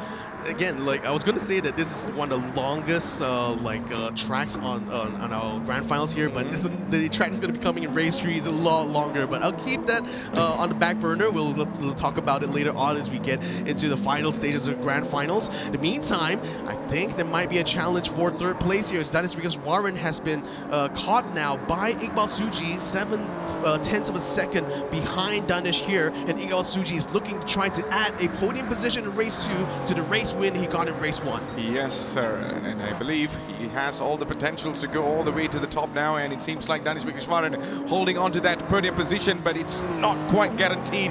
As we can see, Iqbal Suji is right behind with 0.5 of a second. He's coming closer and closer to close down the gap. Danish Vikishwaran, he's known for his defending craft so far, but let's see if he's able to hold on. Iqbal Suji, and all the way with another 1 more lap remaining in our race 2. Whilst gaining and gaining on the Danish throughout this speed, lap man. here. So again, there's still 1 more lap to go after this as soon as Kai Chang reaches the main straight. But for now, Iqbal Suji is looking and eyeing an opportunity now on Danish in this final sector of Monza. So can he do it now? 0.3 of a second, he's just closing that gap ever so slightly in every single corner now. 1 more corner remains on this lap here in Danish because Warren might be looking in his rearview mirrors a little bit more nervously this time around as Iqbal Suji closes so much. Yeah. Danish turns in very early into Parabolica. Iqbal Suji follows him as well, tries to keep it as close as possible on the main straight. No. Oh, look at that. Bumper to bumper now. No, he goes with a maneuver immediately on the exit. He might just have the speed, but Danish Vikishwaran is also having his pedal completely planted to the floor now as he tries to keep up with Iqbal Suji going into turn 1. Now, the good news for him is that he's on the outside of turn 1. If he can stay alongside the braking point, he might be able to defend, but no! He breaks earlier than Iqbal Suji, who snatches away the 3rd place from Danish Vikishwaran. Yes, sir. So it is lap 14 out of 14. This is the final lap. Mu Xuanjing right now just trying to get as close as he can to Melvin Chung at the moment there, Victor. Almost kissing the bumpers at the back. Oh, Mu Xuanjing almost lost his position over there with a little bit of a mistake. Looking at the race leader, Chong Kai Chang is still holding on to this position there, Victor. How has he done that? You know, that's an incredible racing coming from Chong Kai Chang. I mean, it's just amazing to watch. Only 30 years old from Selangor. Eva Berger should be really proud if he keeps up all the way to race 2 to the checkered flags. And this is the race leader, ladies and gentlemen, who is in the toppest form and one of the most consistent performance we have seen so far. Danish has dropped down to 5th place. Oh, He's no got way. overtaken by one Afiq just off camera, and I think he might have made a mistake or something because at one point he was actually keeping up with Iqbal, but he's just completely fallen off now in literally the worst possible moment, the final lap of this race. Chong Kai Chang is already pulling a 4-second, almost a 5-second lead on Taj Aiman right now. So no way Taj Aiman is holding this. as we were worried about whether or not Taj was going to be able to catch up to him, Kai Chang was like, nope, just zoom ahead. He saw him at the back, and I'm going to be putting my medal to the pedal now. Iqbal Suji no! passes Taj Aiman. Iqbal Suji passes Taj Aiman at the last part Out of this nowhere. lap, out of nowhere, and now he has moved up into 2nd place as Chong Kai Chang now gets on the main straight. He finds a checkered flag. He takes the win in race number 2. The driver leader after the semifinals has now proven to us all that he is now the force to be reckoned with. Yeah, talk of the town, Chong Kai Chang. What a performance, what an incredible racing by the man. And well, he has shown us that, you know, what he can do, Victor. Well, we are really surprised by that, and nevertheless, it's a worthy win, of course, and he has done everything he can. Taj Aiman losing that final moment to Iqbal Suji there, Victor. Yeah. How does that feel? I mean, not only him, but Danish as well, like, lost his position Yeah. to one Afiq towards the end. I think, like, the guys, they started on a medium tire, switched to the soft tire for the 2nd stint, and I think the increased tire wear, was a lot worse than the medium tire run. The guys who started on the soft tires and moved to the mediums. So I think that differential made a big difference because even though the tires had a bit of performance, a bit of life still left, but the performance differential from when it was fresh to worn out is quite big. So I think that was the key factor here for both Taj Aiman as well as Danish, because Swan's race. In fact, I don't see Danish in the top 8 at all. Chong Kai Chang, of course, he's the winner of race number 2 here. Iqbal Suji takes 2nd place ahead of Taj Aiman. Wan Afiq finishes in 4th place. Putra Azwira is in 5th place here ahead of Chung Ken Sin, aka Melvin Chung, who finally made it back up to 6th place. A brilliant recovery on his part. Wayne Go finishes 7th place. Mu Swan Jing moves up into 8th place here. And in 9th place, Harish Shabmi finishes in front of Danish Wiggins-Warren. Oh well, so ladies and gentlemen, so I believe that is the provisional results that we saw. Well, Victor, I think lots of actions we saw in race 2. Yeah, from the start all the way till the end. And we are all treated with lots of surprises and blockbuster of scenes that we saw. But then, Victor, what is that one thing that you were surprised throughout the race? I was surprised to see, like, I mean, for me, the biggest one was seeing Danish actually finish last here. I mean, he was in the podium at one point, and I think a series of unfortunate events must have befallen him in the closing moments of this race. I think another surprising thing was, for me at least, to see like Taj Aiman struggling so hard on this track in particular. I mean, we were talking about how in Monza you had to be very consistent in your lap times here, but even Chong Kai Chang at the end of the race, he was on the same tire as Taj Aiman, but was already pulling a 5-second gap to him on the final lap. So I think like Taj Aiman is has now, again, it's, as I said, a bigger challenge this year than he has faced in previous seasons of GT Cup, and I think the cracks are starting to show a little bit. It is starting to show, of course. Well, ladies and gentlemen, I believe right now we're going to get much more in depth with the races, and that will be done by our host of the day, Nazruddin Rahman. Take it away. Have you guys seen a race more exciting? I thought race 1 was gonna, make my heart explode, but race number 2, my goodness, there was lots of aggressive driving, especially from, I think, voted by the community, most improved driver, Chong Kai Chang. Well done on your race. Race 2, number 1. And now let's talk about strategy. Do you think you got it right? Because you weren't leading from the start. I think strategy played a big role in it as well. Did the track or the car play a role in it? Not necessarily, because we know that Monza is a very high-risk track because it's very high speed and then it's followed by a very slow speed corner. So my main concern is to make sure that I keep it clean. And I think in the first corner we can see there was a bit of an incident. I'm not sure what happened yet, but yeah, I managed to gain like 3 positions from that. Exactly. I thought at first he was the one who spun out. Whoa, he was the one taking advantage of it. So there were lots of thrills and spills here. Do you think the other finalists were nervous, more nervous as usual? And as a finalist, how important is it to keep calm, especially when the heat is on? Yeah, because this year, right, we actually have a lot of competition. We actually have 4 Gran Turismo World Series players here. So other than that, we have Wayne and then me as well. So we were thinking that there's actually 6 or 7 potential players who is actually fighting for the top prize. 6 or 7, yeah? But I see only one name at the top. Chong Kai Chang, ladies and gentlemen, well done. All right, so let's take a look at another favorite who's been in the series for quite some time. I've seen him grow as a sim racer, and today I think it's not one of his best days. Was it Monza? Was it the rear wheel drive Supra? Was it a lack of attention to detail? Danny, tell us, walk us through what went wrong, especially Wan Afiq overtaking you and of course taking third place. Well, okay, so I knew I could, push the salt for the 7 laps if I just drove a bit safely. So that's why I followed Tajin, on lap 7. So I was just driving very carefully, just trying not to get any sliding to, heat up the tires more. And then on the last lap, that's why I was driving, the tires were already going to go. So that's why I was just pacing myself back. I didn't mind finishing 4th at least because I knew there's a big gap to P5. So, and then approaching the Ascari, I think I braked at a bit of an angle and then the car just went sideways. So, yeah, a bit unfortunate there. Well, if we take a look at perspective, Danny, yeah? You used soft tires, and yet you knew that it's going to be an aggressive race. From race 1, you could see everybody was really aggressive, and I didn't think the trend was going to change. Did you think that using the soft tires, that could have been an oversight on your part? Well, it wasn't an oversight because it was actually the best tire for that moment. Just, pitting a lap a little early,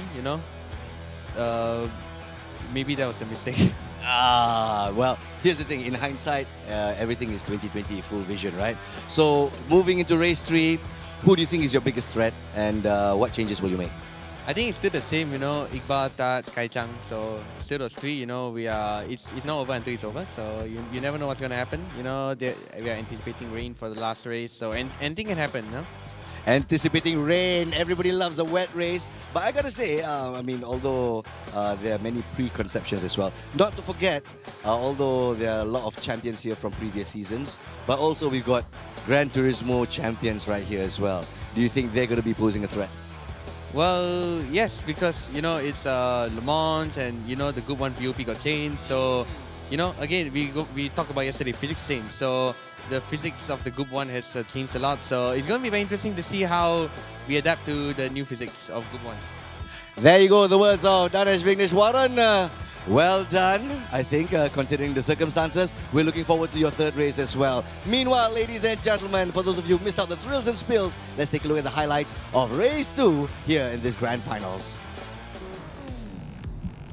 And we're on for the highlights for race number 2. I mean, race 1 seemed to be a bit uneventful. Race 2 was a lot of events, and things got kicked off massively once Mu Swan Jing tried to make a move, and unfortunately that created a tangle that unfortunately caused Chun Kin Sin, aka Melvin, to spin out and end up in last place. Chong Kai Chang, though, ran a brilliant race all throughout and managed to make his way up onto the podium step, and True Strategy was able to make his way into the lead eventually. Taj Aiman and Mu Swan Jing, this was the move I mentioned earlier on, where Harishami, he had to basically dodge Harishami through all of that.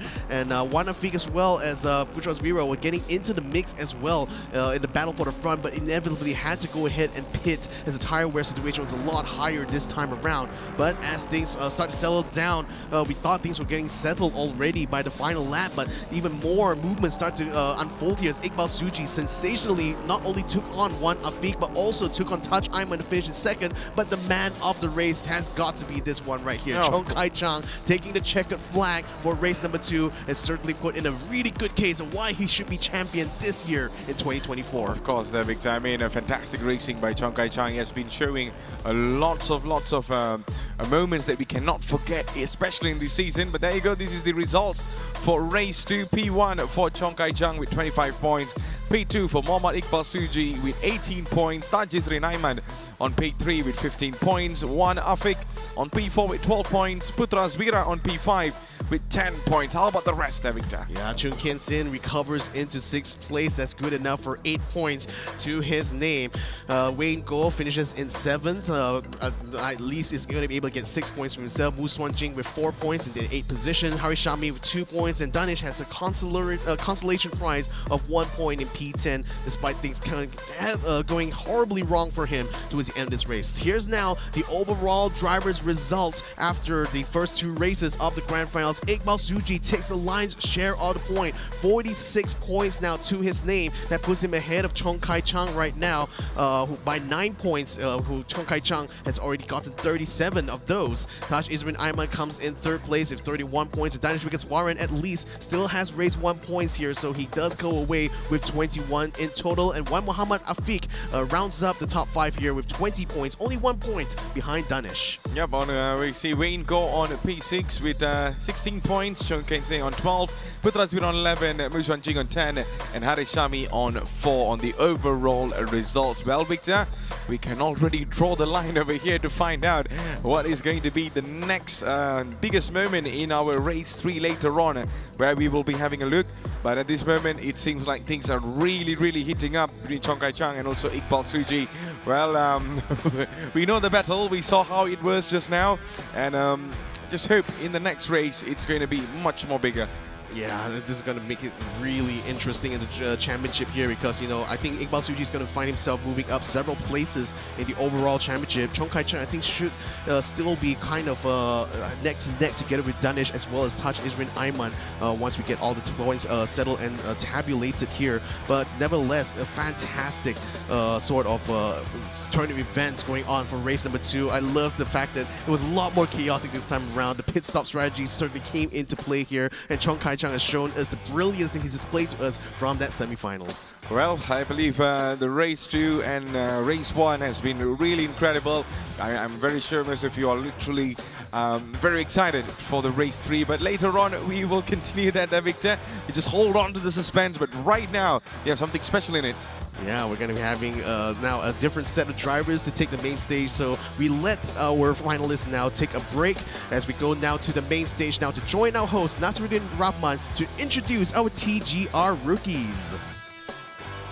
Thank you, boys, and that's right. It's time for the rookies to take the stage, and I think all of us are familiar with Toyota Gazoo Racing Festival, the Vios Challenge as well. It's been going on for 6 seasons. We're going into the 7th season, and just a little explanation of what the GR Rookie Program is all about. Now, it's a grassroots motorsports training program brought to you by Toyota to develop the best talents in the country and to produce Malaysian motorsports heroes on track. And so Toyota provides training, development, racing opportunities as well for them to bring their skills on track. And not only that, their training includes racecraft, PR, nutrition, everything that's needed to raise a champion. So it's a village to raise a child. It will take the whole of the nation to raise a champion. And so over here, in tandem with the main TGR Festival Vios Challenge, this program will allow the talents that you'll see here racing on their sims to bring their skills on track. So without further ado, as we kick off TGR Festival Season 7, our rookies are ready to take the stage here on a simulation. So introducing our first driver, Raja Amirul Shaukat. Let's go! 21 years old, and he was discovered through a campus tour, spotted by Toyota, trained and developed. Never driven a sim, never driven a race car. You are at sim number 5. Our next driver has got pedigree. Let's welcome Nazmeh Aslan, 20 years old. Now, Nazmeh Aslan is the youngest sibling of 3 brothers who have made their mark here at Toyota Gazoo Racing Vios Challenge. Your sim is sim number 10.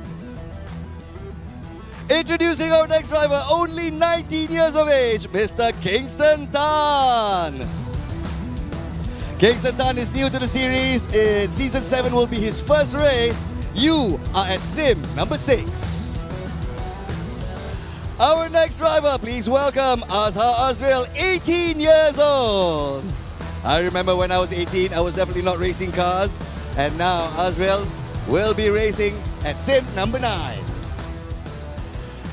Introducing our next racer, a thorough talent this one. Please welcome Yazid Raza, 20 years old.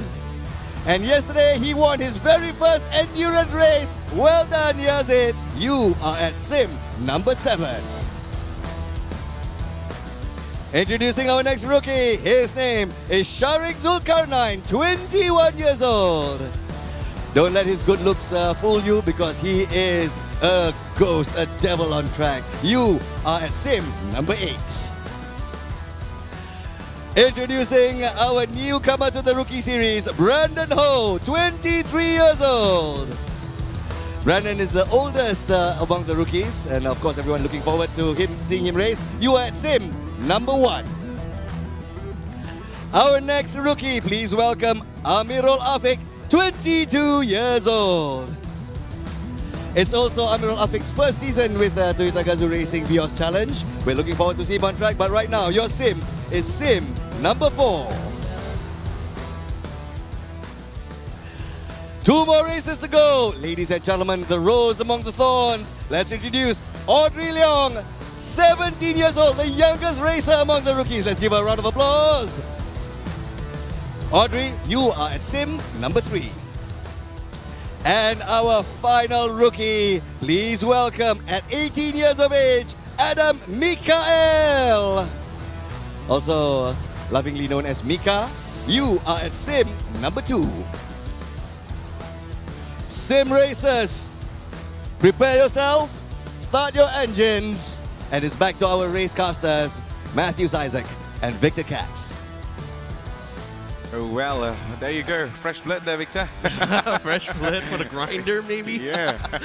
Well, I mean, we congratulate these rookies for having this opportunity, a unique opportunity brought to you by Toyota Gazoo Racing to gain some experience in the world of motorsports here. And what a way to kind of get themselves an introduction into this mix by giving them one of the hardest challenges now to try to race in Gran Turismo, and possibly, I think, looking at the format that we're going to be having here, something a little bit different than what they're used to here. So coming into the TGR Rookies race here, I mean, it's great to see that Toyota is constantly striving to bring in fresh talents into the motorsports world. So speaking of that race formats, for the TGR Rookies, we will start them off with a 5-minute qualifying session to determine the starting position. This will give them points as well for the top 3 runners of that race here. And as we go into their 15-minute sprint race, that's where the bulk of the points is going to be awarded, and that's exactly what they want to try to do. So it's only going to be a single race here for the rookies to contend with. Well, they are going to have to get to grips now, you know, as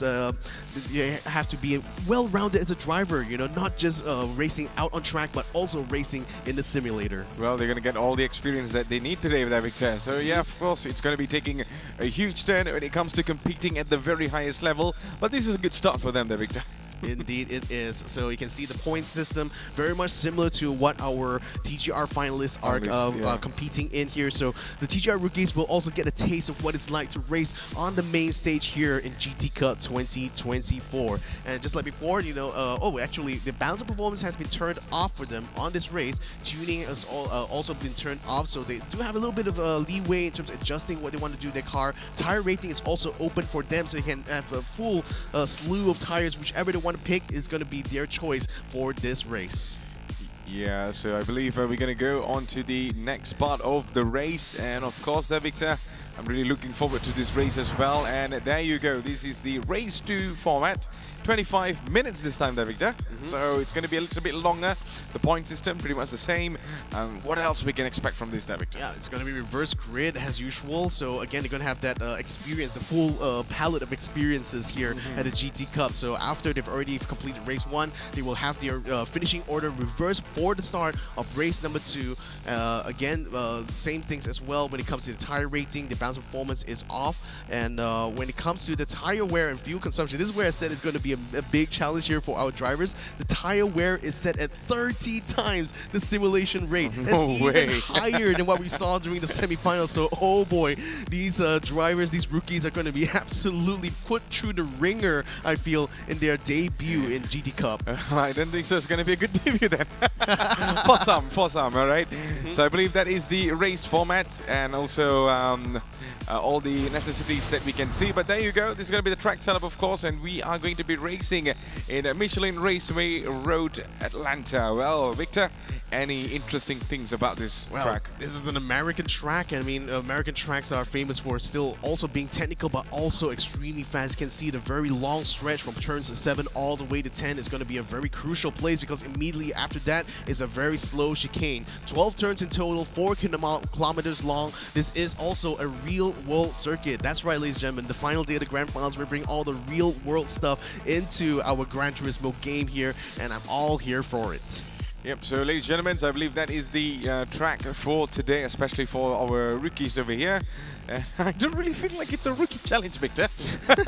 Well, we call them rookies, but you know, these people are hopeful, you know, that this program will give them the jump start they need in their motorsports career, and the support system that Toyota has set up for them is going to allow them to bring their best performances to the race. Now, the car they're going to be using for this time around is the GR86. This is the brand new version of the 86, brought to you by Toyota GR. Maximum power 231 brake horsepower, a maximum torque 249 Newton meters. This is a very fun car to drive in real life, a very preppy and a very maneuverable car. This is of course going to be a road going version with a 2.4 liter naturally aspirated H layout, not the inline 4s that we're normally used to. So a very unique car actually in Toyota's stable here. It's a front engine rear wheel drive, so certainly a lot of drifting action to be had if the drivers are up for it. But being very lightweight, being very maneuverable, certainly a good introduction for our rookies into the world of Gran Turismo. Yeah, I believe that is going to be the perfect start and also the weapon of choice for our rookies today. Well, ladies and gentlemen, I guess we're going to go into our race very, very soon, Victor. Yeah, indeed we will. I mean, I can't wait to also see these rookies when they will take on to the real world race that Toyota will be bringing for them in August here, because we're all anticipating the new season of the Vios Challenge to come in soon. And these new rookies now are going to be the ones to get to experience the next generation Vios that will be the key feature of the return of the Vios Challenge this year. So you can see, even if you're in the venue, you can see a sample of that out just parked right outside the hall. Outside, yeah, the brand new Vios. It's a really incredible looking machine here, and the GR rookies will certainly have their opportunity to try that out as soon as the race season begins for them. Yeah, I think that's one of the reasons why we requested all of you to come over here. Isn't it there, Victor? And it's absolutely free. Yeah, exactly. So just drop on by here to Sunway University and you'll be able to witness all the incredible action we have in store for you. So here is the lineup for your TGR rookies. Of course, we have one of the newcomers here, Brandon Ho from in Season 7. We have got Adam Mikhail, or A Mika, as you see on the screens there, Audrey Leong, and as well as Afik as well coming in, Amirul Afik, I should say. Raja Amirul Shaukat is also coming in the mix. He used to be part of the GR Tour. Now he's going to be facing a brand new chapter in his life here, being part of the TGR rookies. Kingston is also going to be, Kingston Tan is going to be in the next scene here. Yazid Razak had a brilliant performance last time around. He's a former TGR rookie. He's also going to be a rookie as well this year, and I'm very looking forward to what he'll be bringing to us. Shari Zulkarnain as well, the brilliant man. He's also returning as a rookie this time around. Then we got Azrael Azhar and Nazmir Aslan, the younger brother of both Nakib as well as Nabil Aslan, joins us as a rookie in 2024. Oh man, the Aslan brothers are literally dominating this, isn't it? All right, so ladies and gentlemen, that is the exhibition race TGR rookies, and we are going to go for the roll of the start for their race, and I believe everything is getting prepared at the back. But at this moment, before we step into the grand finals, and many of you are asking on the social media, well, after this exhibition race, and then we will move forward to that, Victor. Yeah, we will. So now we're going to be moving into qualifying soon for our TGR rookies. Again, like, I'm so interested to see anytime we take like people who have more real life driving experience and put them in a sim, it's sometimes a bit of an adjustment period for them to get used to it, because you know, when you consider that when you're sitting in a real car, you feel all the forces around you, you have a lot more perception of what's happening to your car. With the sim, you know, you have to rely a lot more on what Teguh likes to say, your eye sense, you know, your visual acuity, and how you coordinate that with your inputs and your hands. A lot more things I think like real world drivers have to learn in order to become fast on the sim. So I don't expect these rookies to find this experience to be that easy at all. It's not like kind of like jumping into another car. This is jumping into a completely different world for them, virtual world, as it were. Yeah, so we are really looking forward to this race, and of course, talking about the challenges, they are all up for the challenge there, Victor. And it's up to us to find out who has the very best driving skill. And maybe potentially in the future they could be competing in GT Cup as well. Yeah, maybe they could compete in the future when it comes to esports here. And you know, we've seen like professional drivers in real life also make full use of simulators in order to supplement, you know, their training, and also to keep them sharp, you know, between races. I mean, particularly it's been a kind of a talking point in Formula 1 about Max Verstappen, you know, doing sim races while he's still competing and leading the F1 championship. So it goes to show that, you know, if you're good both in the virtual world, as it's going to transfer those skills to you in the real world. Yeah, so talking about that is like more to virtual to reality, in it. Yeah, exactly, the tagline, as Alex Young loves to say. Well, so ladies and gentlemen, I guess we are getting everything prepared for the race. And any interesting names other than the Aslan brothers there, Victor, that you like to highlight? Oh, I mean, again, it's great to see the newcomers here coming into this TGR rookies here. So because this is what's so great about Toyota, is that they're always on the lookout for new talents here. That's why they also did the whole GR tour, the campus tour all across Malaysia, because they recognize that they want to be able to give as many opportunities for these youngsters to get an experience, or to have an opportunity to delve their toes into the into getting a career in motorsports. And sometimes it can be very hard for new people to come into this world because it's so well established. You know, there's so many competition going all around, and sometimes you just need as much support as you can get. And Toyota has done a really good job in setting up these driver programs here to ensure that these drivers are not only well prepared going into their first ever race of the career, but they're also given the education, you know, the knowledge that they need to equip themselves in order to become the best of the best drivers. Well, talking about best of the best, I think this is going to be the start for them to be the best, especially in the virtual world. So I guess things that we can see from these races there, Victor. I think even in the previous season we had rookie drivers as well, and they had a plenty of results and plenty of experience. So right now it is all about the newcomers over here to get the feel of our race and also the virtual track. Yeah, I mean, again, the stakes are pretty low, I think, for the GR rookies coming into this event right here on the main stage, because this is just basically, for them, for all intents and purposes, it's just a fun demonstration. You know, it's just an opportunity for them to get to show themselves to the world here. So again, I'm not going to be putting too much pressure on them really to perform because with the way the race format is and knowing how hard it is sometimes for real-world drivers, you know, to adapt to coming in a sim. And this, I think, is going to be where drivers like Rajesh Amir Shaukat might have an advantage, because he started off from the sim. He got discovered from Toyota through the GR Tour itself.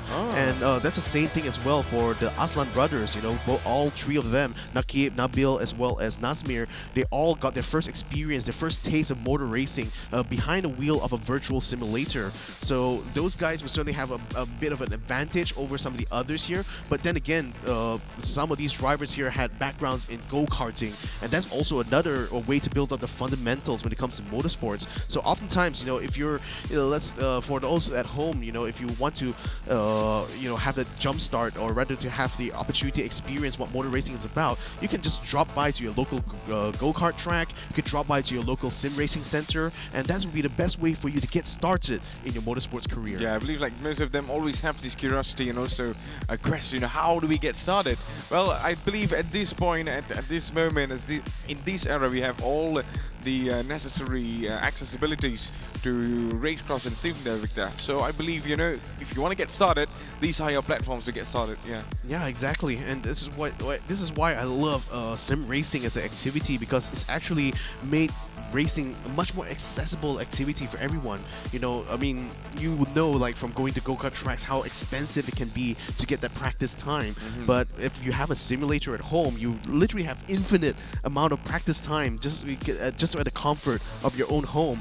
And that's why it's quite the pattern now in motorsports to discover new talents through simulation races, because the experience they can gain on that virtual environment transfers into real life. The sort of like knowledge they can gain from testing around different setups, stuff that usually takes a lot of time, a lot of money, and a lot of effort in order to attain, is so much more attainable now by making full use of the modern technology that is available for us now. Yeah, I think it's pretty much very accessible to anyone. And in the meantime, Victor, before we get into our race, since they are the rookies, I want to ask about your experience driving in the virtual world.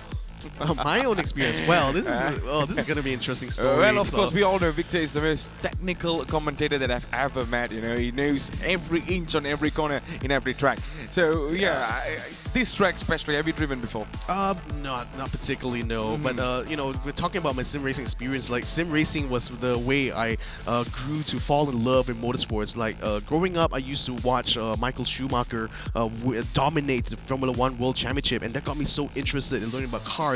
Not necessarily because I want to become a professional driver per se, but because I was fascinated by the level of technology, and I just wanted to just have a little piece of that experience, right? But then, being a young kid back then, the only way I was going to be able to get that was literally through video games. And what better representation of motorsports is there in the world right now than using sim racing? So that way I was able to learn a lot more about cars. Sim racing allows you to have a very unique perspective on what makes a race car car fast, and that's the way I get to play around with setups and get to understand like the nuances between different types of cars, different types of tires, different types of layouts, and all these kind of technical details is really something that sim racers inherently gain as they pursue this activity. That's why when Alex Young first started doing this virtual to reality campaign, you know, he was very impressed to see that the level of knowledge that sim racers often have tends to be a lot higher than real-world drivers sometimes, because as a sim racer you have to know every, like as a racer in general, you have to know every little detail, but sim racing gives you that unique opportunity to explore even deeper levels of detail that sometimes cannot be attained in real life. Absolutely. So, ladies and gentlemen, I believe we are right now going across all the way to America, and this is the exhibition race for the TGR rookies. We're underway for the qualifying now. Yep, so it's going to be a 5-minute qualifying session. Everyone's out on the out laps here. There's going to be their first taste of Road Atlanta. And like a lot of classic American tracks, you still see plenty of elevation changes, plenty of unique sort of like elements to this track. You got corners that can sometimes like either tighten or widen in very weird ways. Very different the design philosophy I feel that American track designers tend to have compared to their European counterparts. And that makes the American tracks usually a very unique environment for people who are used to driving the European tracks, driving the Grand Prix tracks. Sometimes you can find the American tracks brings a different set of challenges that they have to learn. So a lot of learning is going to be done here by our TGR rookies in these opening laps here. I'm not sure exactly how much practice time they necessarily got to have, what opportunity they had to do that coming into their first debut on the main stage here. But this qualifying session is not only going to be a test of how well they adapt, but also immediately a test of their pace right from the get-go. Well, as you mentioned there, Victor, all these tracks, but my favorite is always going to be Sepang International Circuit. Of course, I mean, as Malaysians, yeah, it's pretty much heritage. It's the best. Yeah, it's the best track. It's one of the best tracks in the world. I know a lot of Formula One fans were very upset when it got removed from the calendar, and we're hoping, you know, in the future, especially as F1 is now seeing a massive growth, you know, in its popularity in recent years. There's still hope on the horizon that Sepang might one day return to the Formula One calendar. But until then, you know, I always find it a really fun experience, you know, going with our local sim racing communities and doing this virtual version of Sepang. It's like, it feels kind of like it feels like home, you know, for all of us like motorsport fans here in Malaysia. Yeah, absolutely. So I believe we haven't got our timings yet. We're coming across onto turn 6 and 7 now.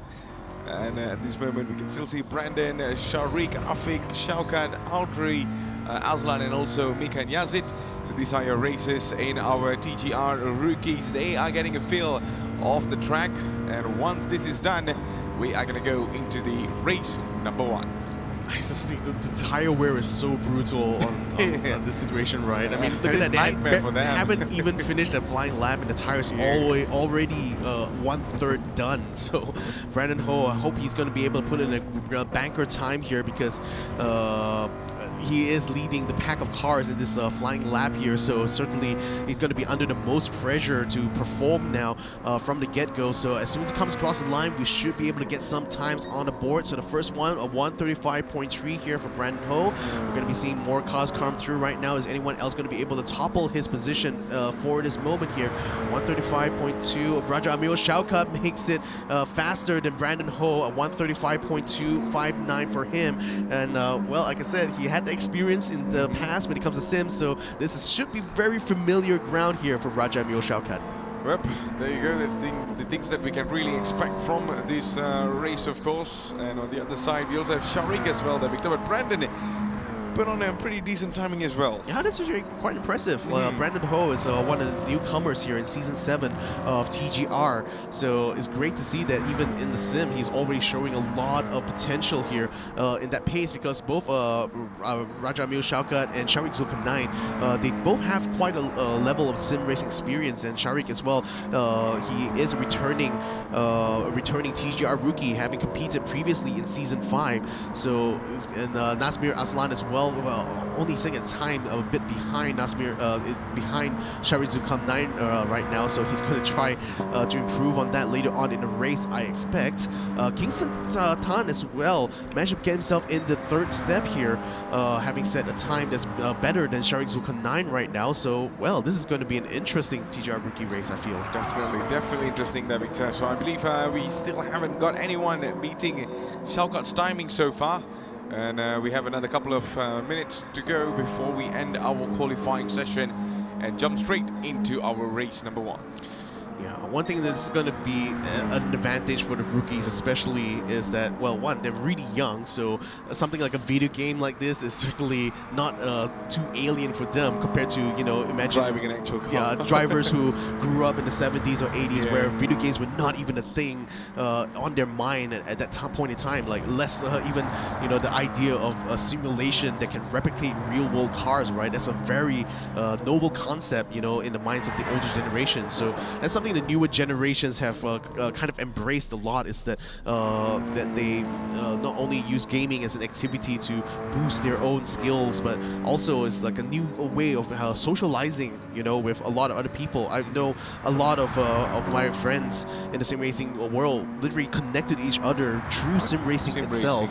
And Sharizuka 9, I've raced with him before, or rather met with him online a lot of times, and it's simply because of sim racing that allows us to build those kind of connections. Well, it's an open world, to be honest, and we are in an era where we can connect with anyone, Victor. Yeah.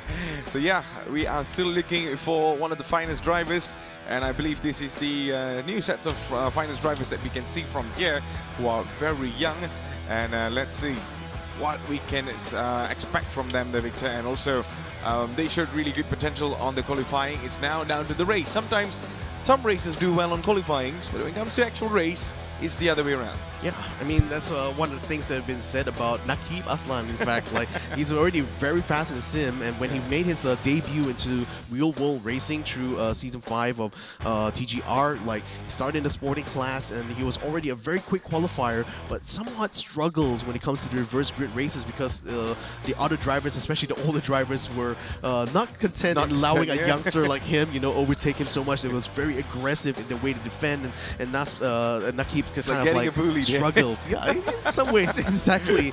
But that's the thing. The tenaciousness of these youngsters is what inspires me a lot to see, because the progression that he's had from that point on is like nowadays he's going onto the Porsche Cup. He's actually racing in bigger races now in real life, and it's certainly a bright shining star of our racing community now. Being so young and already being so talented, he's now being given a perfect platform to demonstrate that talent before us, and all of that was thanks to Toyota Gazoo Racing, who gave him that start. The platform, yeah, the start. And so look at that. This is what we can go through with our careers, especially in racing and also e-racing, to be honest. So I believe that, Victor, we're going to go into our race number 1. Are you ready for this? I am ready, of course. I mean, I've been waiting all year long, really, to get ourselves into GT Cup again in 2024, and I'm glad to finally be here. We're going to be witnessing an end of an era here, really, as we entered. Yeah, 7 seasons long. I can't believe it's been this long. We've been doing this together, Matthew. Oh yeah, I lost the count as well, there, Victor. You just glad you reminded me now. I was like, whoa, okay. But yeah, I think that generation is done now. He's going to be a new era, a new phase on the championship. You never know. Yeah. And a new start for many races, of course. A start of many, I hope, because like this has been an incredible journey. I mean, let's just be fair, because for everyone involved here, this is going to be a bright future ahead for Malaysia. Now, let's go ahead and jump into our first race of the TGR rookies. They're all lined up on the grid now. Red lights will be going on. It's going to be a 9-lap long race. Rajamil Shaukat starts on the front row alongside Brandon Ho as they are led off now for the start of the race. So let's see if they're going to be making any maneuvers going into that first turn. It's going to be a tight right-hand turn, a little bit downhill, so a bit tricky on the balance there, especially in these front-engine rear-wheel drive cars. Rajamil Shaukat still able to maintain himself just ahead of Brandon Ho, stays in the lead by half a second. Yeah, brilliant start there by Shaukat. He's been known for the fastest man on the qualifying, and now he's doing the same thing as well in this race, and Brandon as well keeping right behind him. And Sharik on the other side, we cannot discount him as well. Oh, Victor he's is coming. gaining. Yeah, he's dating and Whoa. telling Brandon. Well, welcome to virtual racing, brother. Slipping and sliding around like Jean Lacey there, Brandon Ho is. He's really chasing out the Raja Amir Shaukat. Oh, he gained a Penalty. 1 second penalty from going off track just now. Oh, that didn't quite work out well. But the race is still long. May have a chance to try to gain it back. But with Sharik Zulkarnain actually following closely behind Brandon, this could be a bit of trouble for him coming up ahead because he's already approaching that penalty line. Yep, so we are on board with Shaukat right now in our race number 1 for the TGR case and coming across into turn number 10.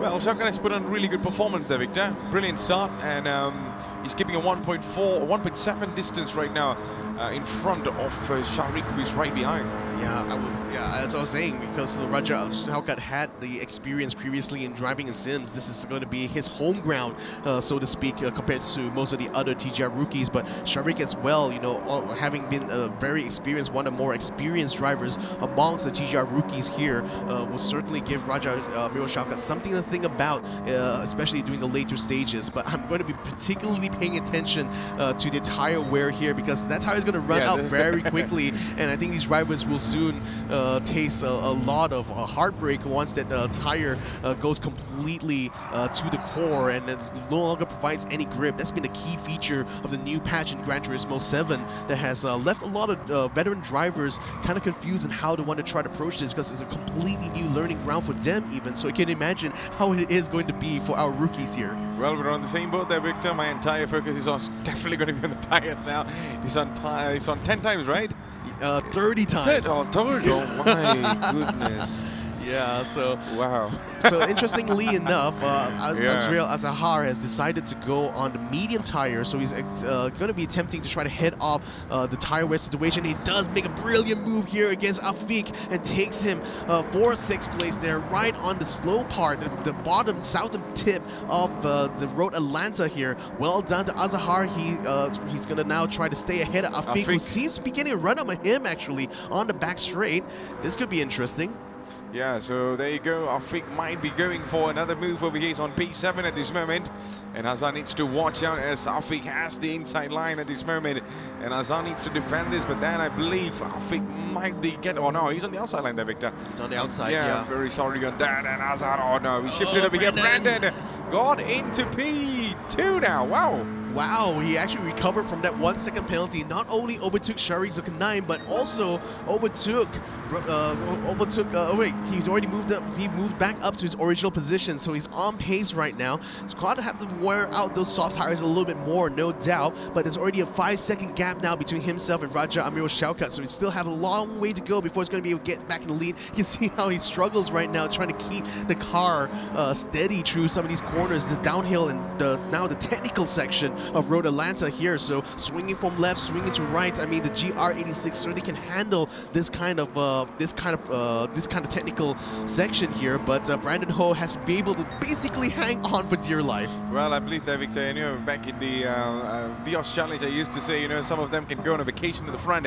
But at this side, on this setup, I don't think so. Sharik now tries to battle it out on Brandon. He just have a look on the outside now. Brandon closes in, and oh, that's going on a bumper to bumper now.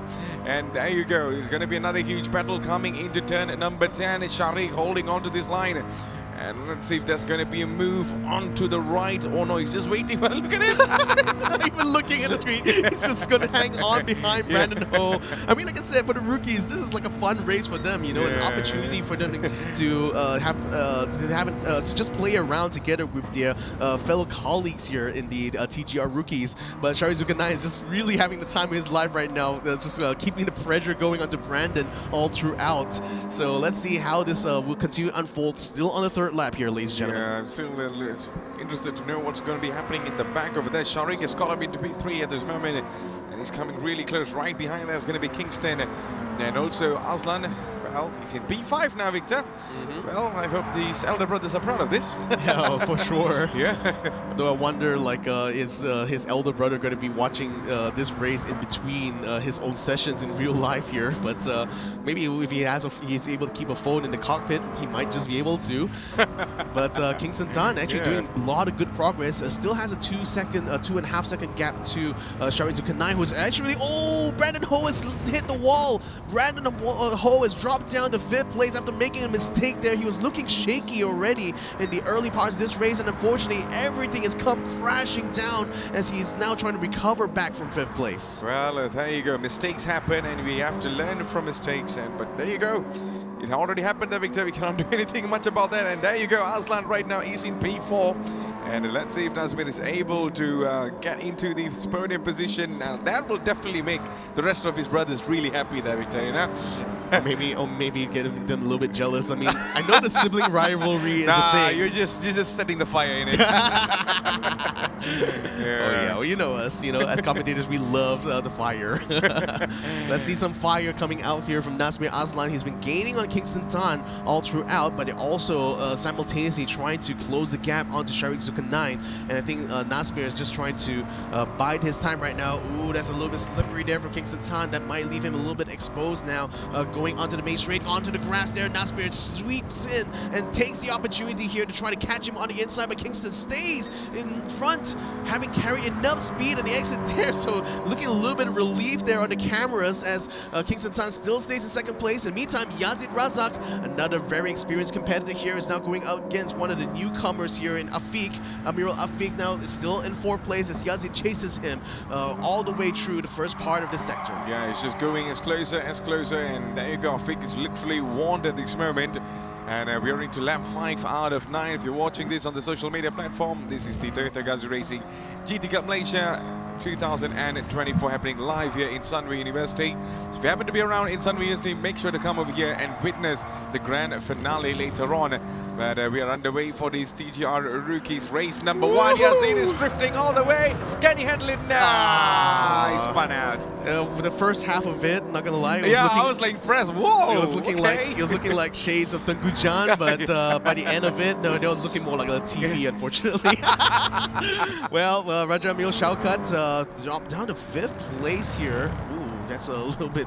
Oh no, he's gone into the pit stop, so he's now on a fresh set of medium tires here, having taken out his softs here. He's going to go for some fresh set of tires to try to keep the pressure going in this 15-minute race. Again, the tire wear being at 30 times the simulation rate is extremely aggressive, more aggressive even than what the semi-finalists had to contend with yesterday. So out of the frying pan into the fryer here for these TGR rookies when it comes to Gran Turismo. Yes, absolutely. So Shaukat did not go to plan there, Victor. I mean, he started really well until something happened over there. Well, maybe get pit stop. Pit stops coming through for Sharik, Kingston, as well as Nazmir. As now Raja Amil Shaukat will be able to overtake some of them, I expect, as another driver dives in the pit. I think that's Afiq now going in to swap out his tires. So I think Raja Amil Shaukat should be able to inherit the lead as he does. The other drivers still have to refuel as well. So they're going to have to top up the tanks here, and that adds even more extra time. Yazid Razak and Audrey, as well as Azhar, has already moved up on 2nd all the way to 4th. So, but Rajesh Amir Shaukat now having an 9-second lead now to Yazid Razak. So certainly should feel very secure in this lead. Yeah, so he's still holding on to this lead, and there you go. Shaukat is already in at P1. We have another 3 more laps remaining, and the tires looking really good for Shaukat to end this race in style with 10 seconds in the front there, Victor. Yeah, he's, wow.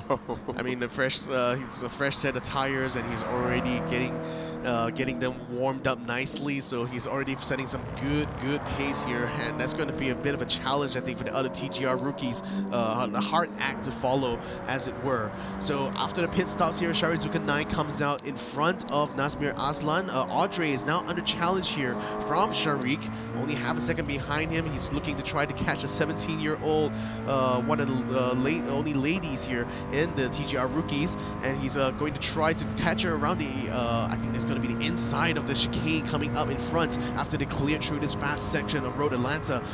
Audrey, though, seemed to have enough speed actually to continue defending here, so Sharik is going to tuck in behind. He's going to try to make the setup going here into the chicane. Going to have to brake really hard and later than Audrey in order to take that position, and he does take that position as they enter the apex. Yeah, he's been doing really well then, got straight into podium position. Audrey did not expect that to happen, but especially when Sharik was having that pace, he was literally incredible so far there, Victor. Oh, Audrey has to go in the pits, but I think she was a little bit confused about where that position was and actually slowed down a little bit too much getting into the entry. But she joins the pit lane together with Yazid Raza, both of them having to swap out the tires and top up the fuel now. So going from that medium tire, I expect maybe to a soft tire, perhaps.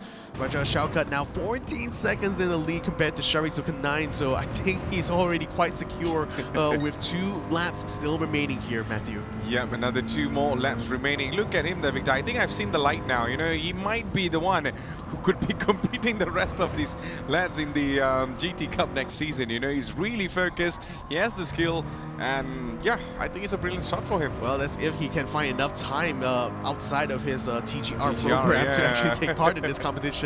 No doubt he'll be very busy once the racing season comes underway. Brandon Ho now trying to get make some moves here onto Amiral Afiq. It's looking like he wants to try to get that recovery here, having hit the wall earlier on in the race. Now he's recovered up into 6th place. Now trying to fight for the 5th, but can't quite find a way past Amiral at this point. Yep, so Brandon, I think earlier on we saw him spinning out over there, Victor. And right now he has dropped all the way to P6, trying to recover back. I think I spoke too soon, maybe. Yeah, very tricky there once you hit the curb a little bit too hard, and especially if you're on the brakes or on the accelerator while you go over the curb, sometimes it can unsettle or cause a bit of wheel slip and just completely, if you're not careful or fast enough to react to it, you may lose control of the car completely. So Brandon Ho probably having slight Vietnam War flashbacks of what happened to him earlier on, and has to kind of keep it together right now. We're almost to the end here. He just needs to hang on. Yep, just needs to hold on to it and go all the way to the checkered flag, and another 2 more laps to go in our race. And there you go. It's Brandon in P6 so far. And yeah, if you're still wondering, where is the grand final? Well, the grand final is still happening, ladies and gentlemen. We will be going into that very soon. But over here, it is going to be Brandon that might be making a move on Afiq there, Victor. Yep. Afiq is pretty much warned over here as the next turn comes in. Afiq is trying to defend as much as he can, going a little bit aggressive on the sides right now. Brandon is shifting his position to the right, and he's just trying to look away to get past Afiq in the front. But Afiq has been doing really a fantastic job in terms of defending and not letting Brandon get past him. Trying to do a very interesting move by going around the outside of turn 1 just now, and trying to get a switchback through the next turn, but couldn't quite get it past Amiral before entering a technical section, so he has to tuck it behind and just try to keep that gap as close as possible to Amiral before they get into the, or maybe he might even make the pass before they get into the fast section here, because I think he's got the good run up here. Amiral Afiq, though, he does have the inside line, so Brandon's going to try and not give him too much space, tries to keep alongside him, but Amiral outbrakes him in the next turn. Brandon's going to try to catch him on the exit, but still has to tuck in behind. His next hope now is to try to get the slipstream from Amiral Afiq's car. Sir. 1 more lap remaining in our race so far, and it is Brandon right now still having his eyes on Afiq, who's already in front of him with just only 0.4 tenths of a second. And let's see, maybe on the next turn over here, things could change drastically. But Brandon needs to keep up his consistent performance so far. But there you go, around the chicane now. And still Afiq holding on. I think this is the problem there, Victor, especially when you're going up in the curb there. You know, you have a high chance of spinning out. I think like Brandon is like actually a really fast driver, is just a little bit uncomfortable yeah. driving in the sim here, struggling to try to get a good feel for the car. And because like as a race car driver, you usually have a lot more feedback, but in this case you only have the force feedback on the wheel, but that might just be enough now for Brandon Ho. This time he takes on the inside, stays alongside Afiq through the section now, tries to fight with him through the technical part, but Afiq rounds the outside, gets himself back, his nose back up in front. Brandon Ho is going to have the inside this time around. Still side by side here. He's not giving enough space. He's getting on the grass. Oh, and almost spawns out there. Oh, what? Afix now caught completely on the grass. Cuts back on track. Still stays alongside, but this time around, Brandon is now clear of him and moves up into 5th place. Yeah, and with the 1 second penalty over there, Victor, it is pretty much day clear over there that Brendan is way ahead, 1 second or more than that in front of the man that he was chasing earlier on. So Afik has dropped over there, and there you go, Shaukat wins the race number 1. And congratulations to the man who started this race brilliantly and ended it much more better than everyone expected. 20 seconds in the lead there. That's insane from Raja Amiro Shaukat. Shari Tukanai will be coming around now in the final corner in order to take 2nd place here in the TGR Rookies race. Nasmir Aslan comes in 5 seconds behind. He takes the final spot on the podium here in the TGR Rookies race. Kingston Tan should be coming around the final section here and will come across the line, takes 4th place here for the Rookies race. One more name is going to be joining the list here in the top 5. Brandon Ho, after having dispatched Afik, is now coming in 5th place to see the checkered flag. Well, I believe that is the end of our race number 1. And there you go, we saw very talented drivers, young drivers, who's already put on a huge show for us. And right now, Victor is going to go for the race number 2. Yeah, that's going to be reverse grid order as well. So, but then given the pace I was seeing from Raja Amiro Shaukat, I don't think that's going to be too much a challenge. Maybe the first lap of it might be quite chaotic as everyone's going to be coming together very much in the opening of this reverse grid race. But it goes to show, like Raja Amiro having started his career here in the TGR from the GR Tour, he certainly found himself just right at home. Right at home in the simulator here on the main stage. You can see just not plussed at all. Didn't even really, I think, face that much pressure actually going into this race here. So very well done on the part of Raja Amiro Shaukat. I think I was more impressed, or slightly impressed by Brandon Ho, because it feels like he has a lot of talent as a racer. It's just that maybe he hasn't quite got to the grips of Gran Turismo as a game here. So hopefully, in the future, as he gains a little bit more experience here, that maybe he'll be able to deliver a much more impressive performance and maybe even bring the fight actually to Raja Amiro. Talking about fight there, Victor, I just can't wait for the race 2 to start now. You're just hyping it up to me. Alright, so I believe before we go into that, we're going to have a look on the provisional results. So on P1, as usual, Shaukat, fantastic driving, and P2, Sharik got into a really good position as well. And there you go, the Aslan brothers needs to be really proud of their younger version now, the younger edition of the entire Aslan brothers. And he is in P3, P4 for Kingston, P5 for Brandon. Yeah, and Amiral Afik takes the 6th place ahead of Yazid Razak, the veteran of Season 5 of TGR. Audrey Lowe will be able to make it up into 8th place there, so that's a good recovery for her as well after having been dispatched by Brandon Ho early on. And then as we look at 9th and 10th place here, I mean, again, for the TGR, okay, the Azir Azhar will be taking 9th place, and then Mika will be up in 10th place. And again, for the TGR rookies, it's great to see them, having a lot of fun out on stage here.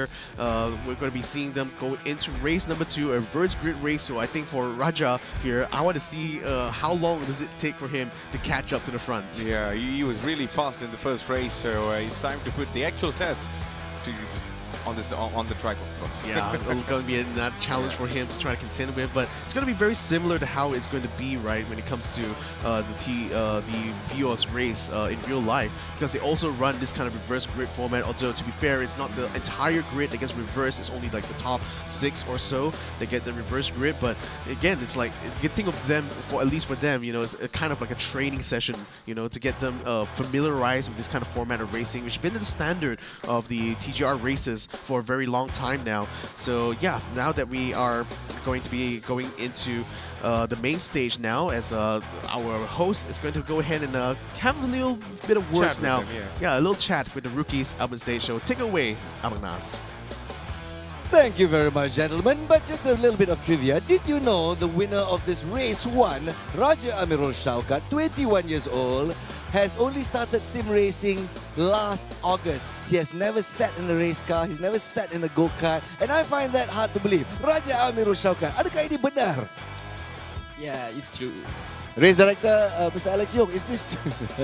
Okay, so although you are very fresh in the series, but it looks like you've got some serious skills. And the other drivers are suddenly going, Raja Amirul Shaukat, siapa dia ni kan? And so, tell us your experience. I mean, how did you get involved in sim racing? So first of all, thank you to Toyota because I got involved in sim racing because of their campus tour last year. So yeah, I set the time and then I got into the campus tour and that's where I started. And they spotted you talent lah. You're a spotted talent. Yeah. He's so shy. So I love young boys who are so shy. Like, yes, I'm a spotted talent. And so, looking at this is like a test your mettle. This is in a competitive environment. Although it's an exhibition race, what do you think of the level of racing, especially from your other compatriots in the series? You know, driving with them, I know they all are decent drivers. They all used to be in race cars, in go-karts. So they got more experience than me. So it's good for me because I can push myself harder a lot just to beat them. So yeah, it's a healthy competition between all of them. So yeah, we just keep pushing and see what will happen in the first round. Yeah. You know, I speak to a lot of 21-year-olds. You don't get to speak to a lot of 21-year-olds who are cool, composed, confident, and they speak loudly and clearly just like how they drive their race cars. So, we shall be looking at you with a lot of interest. So says Senator Palpatine. All right, may the force be with you. And now let's speak to he's a rookie, but he's been in the TGR Rookie Series for a couple of seasons already. I met this young gentleman during Season 5. And first secret is, he's got a Peter Pan secret. This guy does not grow old. Seriously, man. You're what, 21, 22 now? 21, yeah. 21. So I met him at what, 19, 18 years old, kan? Yep, correct. And you still have no facial hair. That's amazing. Coming up soon. So, we saw Raja Amirul Shaukat go here toe-to-toe with you. And he's new to the series. And he's not lying. He's never been in a sim until last August. So what do you think about that? The quality and does talent play a role? Yeah, I mean, it's really amazing to see like all these talents coming up. Like, it's not only myself and it's a lot of these other drivers as well. The start was really chaotic and instantly Shaukat pulled away and there was a lot of battles. It was really fun. But I mean, throughout the race, it was just all about maintaining the pace. And honestly, I just watched the race also from the big screen. So yeah, it was like really fun and all about maintaining pace. For the next race, I'll see if I can catch up. But Shaukat's pretty quick, so I'll see if I can do a move or two for you.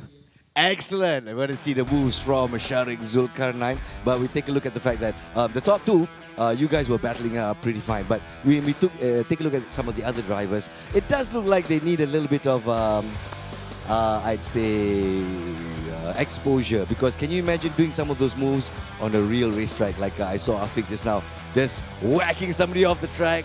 No, that sort of thing. Do you think these kind of things done even on a sim racing track, is it good practice? I feel like in the sim, it's a good place to like try to get over the limit. It's one of the places where you don't do a lot of damage. Whereas if you do it in real life, you have to pay a cost. Not only in terms of funding, but in terms of your life as well, because you're actually in the car. But in here, you can actually go over the limit and practice like where is the actual limit, and you can try to do these sort of impossible moves. It's one of those places where you can actually train to do these very hard moves that you see Formula 1 drivers do and these really great drivers do. So, yeah. All right, as long as these particular dangerous moves are not brought forward on real track, that's another thing altogether. So, Sharik Zulkarnain is going to show us his medal in the second race, ladies and gentlemen. So, let's take a look at some of the highlights from race 1 from the TGR Rookies. And we're back here for some highlights from the first race of TGR Rookies here. We saw Raja Amirul Shaukat having a brilliant run here, but he was under challenge a lot here by one of the newcomers, Brandon Ho. We saw some moves happening in the middle of the field as well, as these rookies are having their first taste of what it's like to race in the main stage of the GT Cup here, and certainly have been putting on a bit of a show here for everyone involved. Nasmir Aslan was able to make that move, or rather tried to make that move to Kingston Tan, had to wait a couple more corners before he was finally able to complete it there. And this spin here by Yazid Raza. You know, one thing I forgot to touch on was that Yazid Raza had, you know, an incident during his his debut in the rookie class, where he ended up flipping his car, in a collision. So it's probably a little bit thankful that that collision that he had in virtual race didn't end up hurting himself too much. Maybe only hurt his pride a little bit. Well, you can say that again there, Victor. So there you go. Shaukat is just really good so far from the start and all the way till the end, and he won race number 1. He said that, it's going to be a tough one, and let's see if he's able to beat the rest. Sharik, you even said as well there, Victor, that Raja Shaukat is really, really fast on the interview, so let's see if there is going to be a change of events in our race number 2. Yeah, so this is the official race results and the points. This is the first set of points now. They're going to have to fight for even more points later on as we come into race number 2 here. And of course, the qualifying points as well is going to be crucial because that's given Raja Shaukat now a 9-point lead ahead of Sharizuka 9. So Sharik will have a lot of work to do in order to try to close that gap to Raja Shaukat when it comes to that championship here. But Brandon Ho as well is going to be one to watch out for. He's currently tied in points here to Kingston Tan, so if he can successfully get himself comfortable in that sim, he might just be a worthy contender right now to the guys leading up in front. Yep, so there's lots of challenges and lots of opportunities for the rest of the races. Race 2 is going to be really wonderful to watch, so make sure you are stick on to your seats as well, because we're going to go into race number 2 there, Victor. Yeah, so it's been great listening to the rookies' kind of perspective about it, because just like Sharizuka 9 says, it's like this is the opportunity, right, for them to practice difficult moves that would be extremely risky to do in real life. So it's better to kind of make these mistakes, in the sim, because that becomes learning for you as a driver, to know that this is how you're supposed to approach these kind of challenges, and next time don't do this instead. Yep. And all of that. That's why I say that sim racing is such an important tool now for the modern race car driver, because it gives them not only a risk-free environment for them to go and do very technical and very tough kind of challenges, but also just take all of that kind of learning and accelerate the level of knowledge you can gain through this progressively through these races. So yeah, I mean, it's great to see that these rookies are now going to be a part of us in this program here. I mean, season 7 of TGR is continuing to up the ante, as it were, here for our Toyota Gazoo Racing program, and it's all thanks to them that we're able to see these rookies now have an opportunity to shine, and shine brightly they do. Yeah, so I guess it's going to be a starting platform for them to get into the very best position, to be honest. And I guess we're going to go into our race very shortly there, Victor. And race 2 is something we can expect a lot. Well, again, a longer race here, the reverse grid format, given how fast that Raja Shaukat as well as Sharizuka 9 are, I have no doubt that they will be fighting into the midfield already from the first lap, maybe even starting to chase the front runners already from that point on. Longer race also means that more pit stops will be on the cards. I think I mostly saw these drivers go into pit stops only once. I think for race number 2 being 25 minutes long, you'll see maybe 2 pit stops as well, with a tire wear switch and being 30 times the simulation rate. It's just wearing down so much, and I think drivers who are going to be able to learn how to manage the tires well here are going to be able to carry that learning forward into real world racing. So here's a format recap once more for race number 2, a 25-minute long reverse grid order from the results of race number 1. So that does mean that Raja Shaukat will start from the back of the grid, where if he stays in that place, he only earns 1 point. If he goes up to 9th place, he earns 2 points, and then if he goes up from 8th all the way up to 4th, it will be a 2-point increase from every single position. But then it's the 3 spots on the podium he wants to aim for here. 15 points for 3rd, 18 points for 2nd, and 25 points for 1st place. So certainly a lot of weightage is given to the winners of the race in order for them to gain the maximum amount of points. Now, the tire wear and fuel consumption has been balloted. Tire wear, as I've mentioned, is at 30 times the simulation rate. The drivers have a free option of what tires they want to use for this race here, and that strategy, of course, as we mentioned for for the other GT Cup drivers here, it's going to be very important here for race number 2. Yep, so I believe it's going to be a longer race and longer action, much more amazing things that we can watch out. But here we go, Victor, race 2 for the exhibition race TGR rookies. Here we go. Yeah, Adam Mikhail is going to be leading up in front there together with Azahar. They will be able to come off very nicely on the line here, and Mika is leading ahead here as Azahar tries to cover off Audrey, and I don't think he'll be able to find a gap though. Ooh, touching bumper to bumper there as Mika slides going into the first turn. That might lose him a bit of speed as Brandon Ho comes in from the inside and moves up into 2nd place. Now he's challenging the leader, and he actually overtakes the leader as they enter the S's. Brilliant moves here from Brandon Ho. Yeah, Brandon Ho is starting in really aggressively good. And there you go, Mika right now has a challenge to go up against it. But looking at the back there, Victor, we can see Sharik is now climbing all the way from P6, and he has his eyes locked on P4 at this moment. Kingston under trouble as well, but look at Afik coming in from the 7th position as well. It's going to be a three-way battle coming into turn at number 6 right now, and lots of dramas could happen in this corner now. A bit of a sandwich there for Jarizuka 9. He was in between Amir Afik as well as Kingston Tan. He's managed to get clear Kingston Tan. Now tries to put in position there as a... Someone's on the wall. Yeah, someone was in the wall just now. I think it was Azahar who has ended up dropping all the way to the back of the grid now, as Jarizuka 9 now has cleared both of the drivers who were sandwiching him earlier. Raja Amir Shaukat, though, he's moving up from the back and is already making his way through between Kingston as well as Amir Afik. Now he's going to try to have a look around the outside, it seems, or rather a slight inside as we enter this high bend. But again, it's a very fast section here. He just needs to keep himself steady as he gets into the breaking point now. Amir Afik will be in a good position, but then watch out for Kingston. He's going to try to take a dive onto the inside. Amir Afik tries to take a position. Raja Shaukat has to dodge the two of them. Now he finds the gaps in between, and he slides up in between the two of them to move up, tries to get 5th place, but Amir Afik is still giving him a chase all the way to the final turn, still on the inside, but by the time they get through, Raja Amir Shaukat moves up into 5th place. Well, Victor, we have seen these kind of things happening even in this real-life racing, of course, and there you go, Raja Shaukat right out got into P5 now, and it's going to be a long way to go all the way to the top, but that was a really move.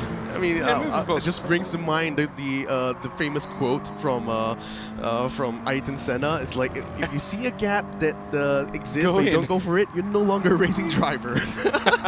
And he just found, he saw the gap between the two drivers, like, I can fit a car right through there. Yeah.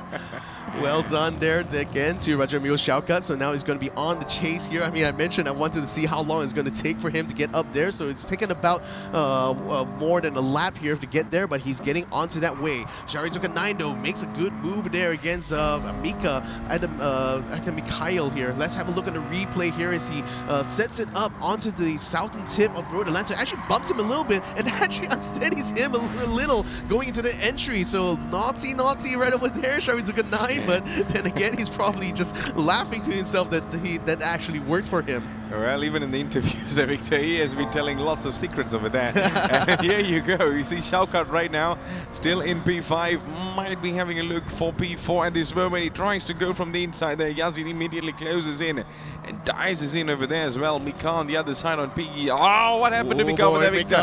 He loses a little bit of his balance over there, but it did not affect his position or his speed. They're just keeping up a really good pace so far, and Yazid right now in the middle of the battle between these two, and he is under threat over here. Shaukat just trying to go on the right now, just trying to look on the outside, and Shaukat goes straight from the inside and got into P4 there, Victor. Watch out for Kingston Tan. He's now putting a move onto Yazid Razak as well, sensing blood in the water. He moves up into 5th place, cutting Yazid Razak through that first section. Adam Mikhail is still looking a little bit shaky, though. I think Raja Miro Shaukat is sensing an opportunity now to try to make some moves as Akil Afik is falling closely behind. I see Kingston having a 1-second penalty. This could be good news for both him and Yazid Razak here as they continue to chase. Rajamil Shaukat has to back off a little bit here. Kingston tries to run around the outside. Yazid squeezes between the two cars and snatches away 4th position from Rajamil Shaukat as well. So now they will be going into the southern tip here. Akil Afik is still trying his best to keep up with the rest of them, but Kingston Tan is going to be in trouble once they enter the back straight here because the penalty line is coming up ahead. Yes, everyone is looking very close to each other. Yazid right now, he is in P6. Afik coming closer and closer to get in front of him. Ah, look who's approaching from the back there, Victor. Yeah. It's going to be Aslan right now. Afik going in as well. And this next corner is going to be super crucial and tricky, but Afik has already got the speed and he's going straight up into P5. All he needs to do is defend his position right now, but will that happen or not? Depends on his braking at this moment. And we are shifting straight into it there, Victor. He has done it really well. Nice timing on the brakes there for Akil Afik, so he moves, he stays in P5, which I should say, as Yazid Razak gets overtaken by Nazmir now, who has his sights set on that P5 here, but Yazid is not letting this go that easily though. Tries to catch him back on the final turn, but unfortunately loses too much speed on the exit, so Nazmir is going to be clear for him, at least for now. Hard on the brakes there as Nazmir Aslan continues to keep his car just ahead of Yazid Razak. Now they're entering the technical section. Yep, so lap 4 out of 13 at this moment, and we are on board with Yazid Razak at this moment now. And Nazmir Aslan, who's right now in the 6th position, trying to push his car as much as he could in the front there. We're coming into turn number 6, of course. Oh, look at that. That is going to be another huge bumper of a move there, Victor. And Yazid needs to be careful with that. Don't want to get any penalties. Yeah, but unfortunately, I think the damage has been turned off of these cars, so this is just only wounded pride, I think, on his part.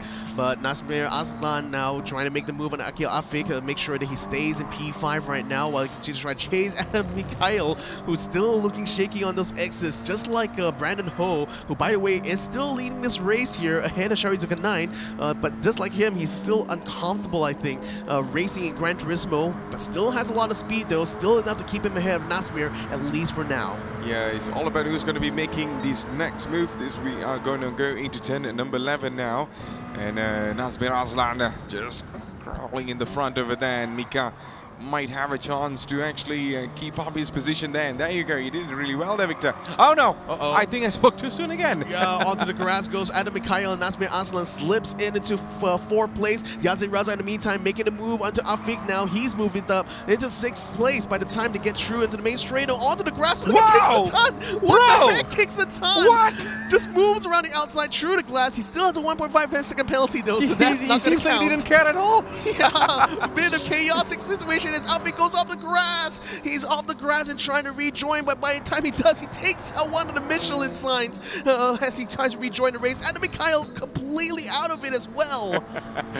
Oh boy, I think we saw some huge other levels of racing today there, Victor. Here's Kingston on P5, going all the way to the top. We just, there you go, Kingston on 2 seconds penalty there, Victor. That's going to be putting behind him, I think for sure. Yeah. Maybe even Mikhail might be able to make some recovery there once Kingston comes down, but it's going to be a massive gap for him. Brandon Ho, in the meantime, comes out of pits just behind Afik, managed to dispatch him just in time to come up into 7th place. So the race leader now on a fresh set of medium tires is going to try to see how long can he keep these lasting under these aggressive tire wear conditions. Yes, Brandon right now is still into P7 now. He's still holding on to this position. There's nobody in front and also at the back. All he needs to do is just drive and drive all the way to the front without losing or making any mistakes at this moment. I'm talking about what is happening in P1. Sharik has climbed all the way to P1 there, Victor. I mean, it was behind Brandon Ho, and I think Sharik decides to stay out a lot longer. I don't know if he's actually taken his pit stop quite yet. No, now there we go. He's going to be taking his pit stop here. It's 6 points of fuel still left. He's running that tank completely dry right now. So let's see whether or not he'll be able to come out ahead of Brandon Ho. Is now just about coming around the final sector here, coming up to the final turn.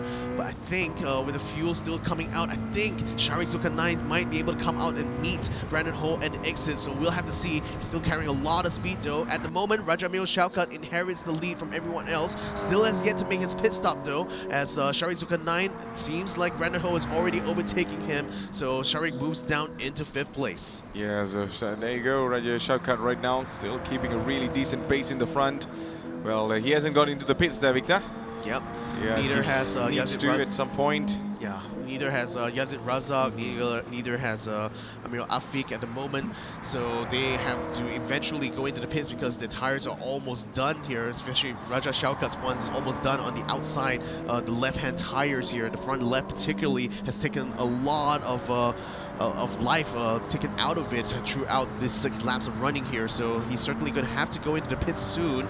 But he's already building almost a 10-second gap to Yazid Raza. But more importantly, where does he end up as soon as he comes out of the pits? Does he end up somewhere around where Brandon Ho is, where Sharizuka 9 is, or is he going to be ending up behind there? We've seen in the semifinals that sometimes the overcut is very ineffective when it comes to Gran Turismo. Yeah, we are kicking off into the second half of the race so far, and it's going to be lap 6 out of 13 at this moment. Approaching into lap 14 very soon, but there you go, Kingston right now slides it in and got into 8th position there, leaving Autry behind there. And what a stunning move there by Kingston, Victor. Yeah, I mean, the thing is that he's without a penalty. He made a pass like sliding through like that. He's made pass on the grass as well. This guy is just a wild child here out of track, and I wonder when he gets the opportunity to race in the real life Vios, will he also be equally as wild? He'll certainly be a very entertaining driver to watch there. Not gonna lie. Yeah, So I guess some of them have already gone into the pits right at this moment. The three front runners now finally going in to swap out the tires here. So Brandon Ho inherits the lead here, 7 seconds ahead of Sharizuka 9. So he's built himself a nice gap here out of this first stint of tires. So being on the medium tires, I want to see whether he can actually keep this to the end, or will he have to come in one more time? Because again, I think the fuel consumption is quite high as well. So these drivers not only have to worry about how well they're massaging those tires, but also how much fuel they're just burning going through these long stints. Yeah, so talking about fuel, there you go. It is still a Raja Shaukat on a fresh new set of tires, and also the fuel gauge looks good there, Victor. So there's nothing much for him to worry. All you have to do is just finish this race. And looking at how things have been going for him, he's still at the P3 with this moment. And I still wonder what is Sharik's up to there, Victor. Yeah, I mean, he's going to try to at least maintain a good pace. He's 10 seconds ahead of Raja Amir Shaukat right now, so he doesn't really have a lot of pressure on his plate, I feel. So I think it's just more about maintaining a consistent series of lap times, which, you know, as a racing driver, that's kind of what you need to do, right? You need to make sure that lap after lap you maintain a very small deviance, or what we like to call delta. And that delta tends to like drop down, especially as the cars get lighter from burning the fuel, but at the same time it can be hampered by the lack of performance from tires as they get worn down. Sharizuka 9 though, he's already extending that gap to Raja Amir Shaukat by 11 seconds now as he enters the main straight. So he's already doing quite well in his paces here. Instead of 136 that last lap, he is matching, or rather matched Brandon Ho in the 135, although he's only less than a tenth of a second behind him in terms of that pace. So I think these two front runners right now are quite equally matched in their performance at the moment, but still a long way to go. We're only just about to enter the halfway point. Yes, here we go then. Then it is going to be Sharik right now. He's in P2 at this moment and going all across into turn number 6 at this corner now. And it seems like it's a lonely drive in the front there, Victor.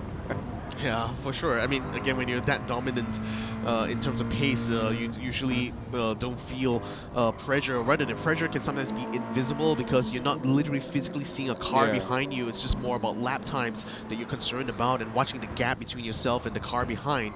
Kingston Tan, in the meantime, now trying to go on a recovery here, has gotten like a 2-second penalty just before this. Now is already recovered up into 7th place, is catching Amiral Afik at the moment, trying to challenge him for 6th place. Look at how close he closed that gap there on the southern tip. He looks like he's one trying to set this up, going under the back straight.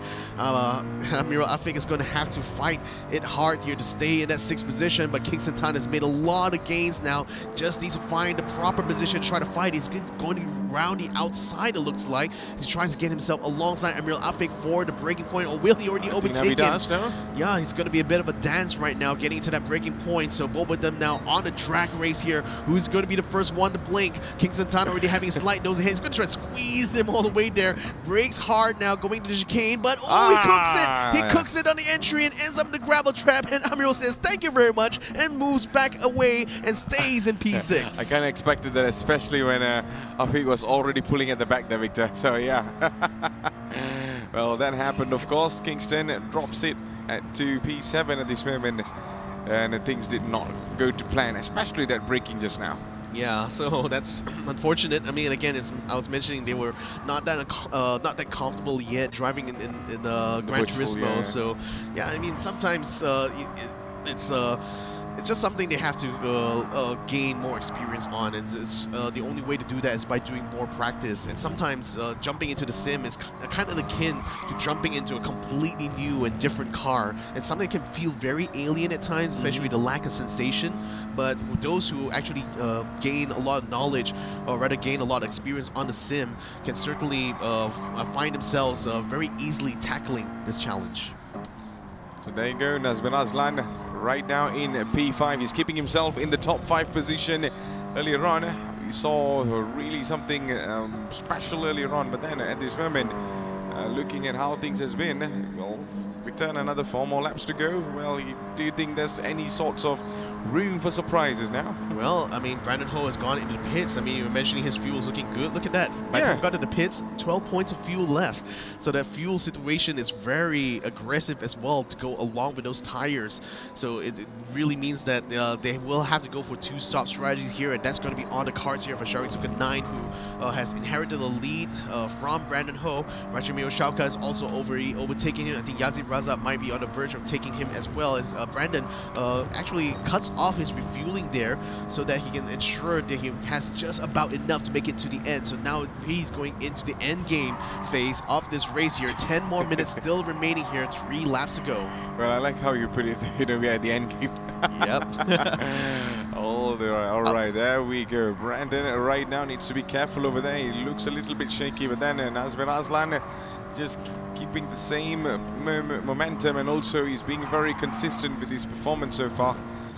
And he's just trying his very best to actually chase down the man in the front. Then with that 1.7 seconds there could be a problem, especially when you're going up in the curve. And then looking at the timing there, Victor, we can see Brandon is dragging away.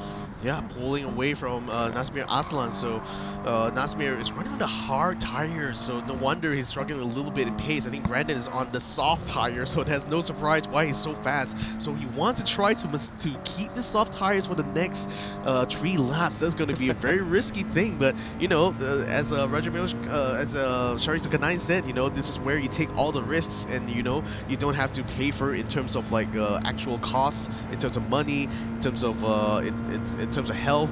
It's just all about like taking these learnings here. Shariksuka 9, by the way, is now coming into the pits. He's going to be swapping out his tires and getting a full tank of fuel, or at least topping up those fuel points now. Brandon Ho is already catching up to Yazid Raza. Will he be able to set up a move here coming into his next lap? I think that could be on the cards here, Matthew. Yeah, absolutely. So talking about risk earlier on there, Victor, you said here we go. We have another, what, 2 more laps to go to decide who's going to be the one. Brandon coming closer and closer to Yazid. Raza needs to be careful over here as he drags it to the other side. And here we go. Brandon closes him from the inside and straight away got into P2. And can he hold on to it? And yes, he does. Well, can he? He's hanging on for dear life, though. Still looking shaky as he gets over those curbs. And Yazid Raza is taking opportunity to now counterattack, but cannot quite find the exit there. Brandon Ho still keeps his car up in second place here, as Yazid Raza cannot quite close the gap by the time to get out of the SS. Yeah, so Yazid right now is in the podium position, and now he's looking forward for Brandon in the front. So Brandon needs to be careful over here as we're coming into turn number 6.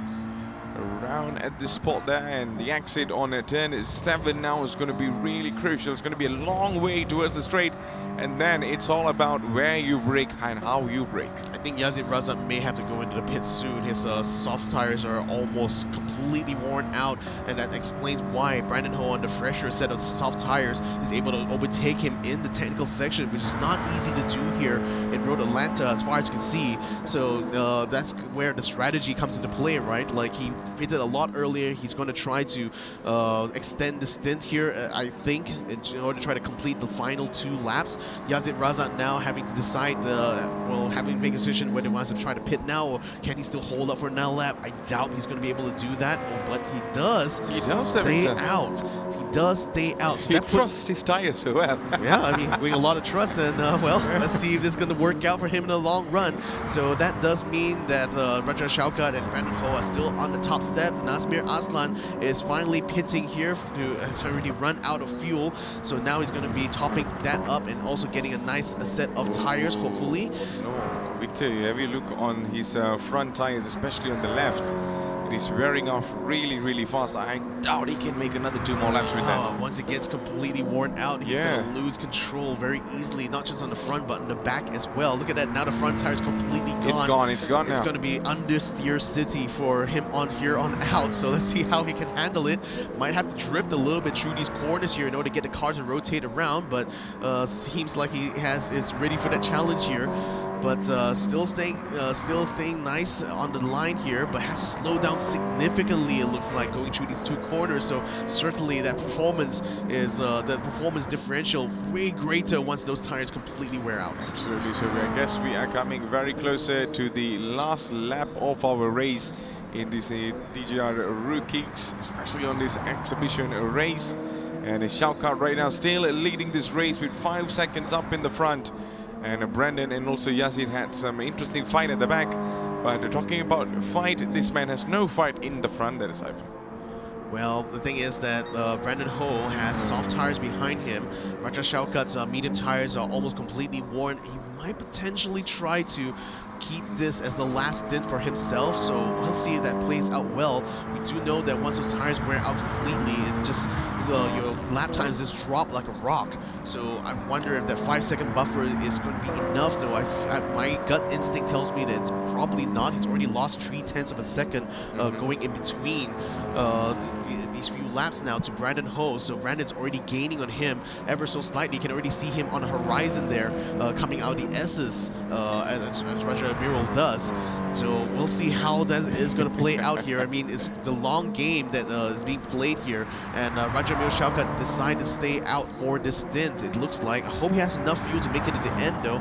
But as I say that, 4 minutes still remaining, so perhaps it's just really going to be right on the razor's edge here, I think, for Raja Xiaokat. Exactly. So it's been a fantastic drive for Raja Xiaokat so far.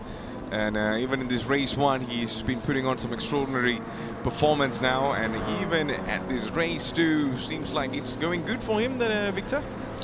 Yeah, I mean, still the gap is closing, though, between him and Brandon Ho. So I think it's sooner or later, if as he goes through this, if he just makes a mistake somewhere, he runs out too much on that performance, it's going to put Brandon Ho back in play. But we're already, as I say that, he's already rounding around the final few corners here, ladies and gentlemen. On the final lap, Raja Amiral Xiaokat now is coming through the final corner. He's going to take the checkered flag and win race number 2 here for the TGR Rookies. Brandon Ho comes in to second place. A wave to the cameras there for the race winner for race 2 as Sharik Zulkarnain comes in a respectable 3rd position to take the checkered flag.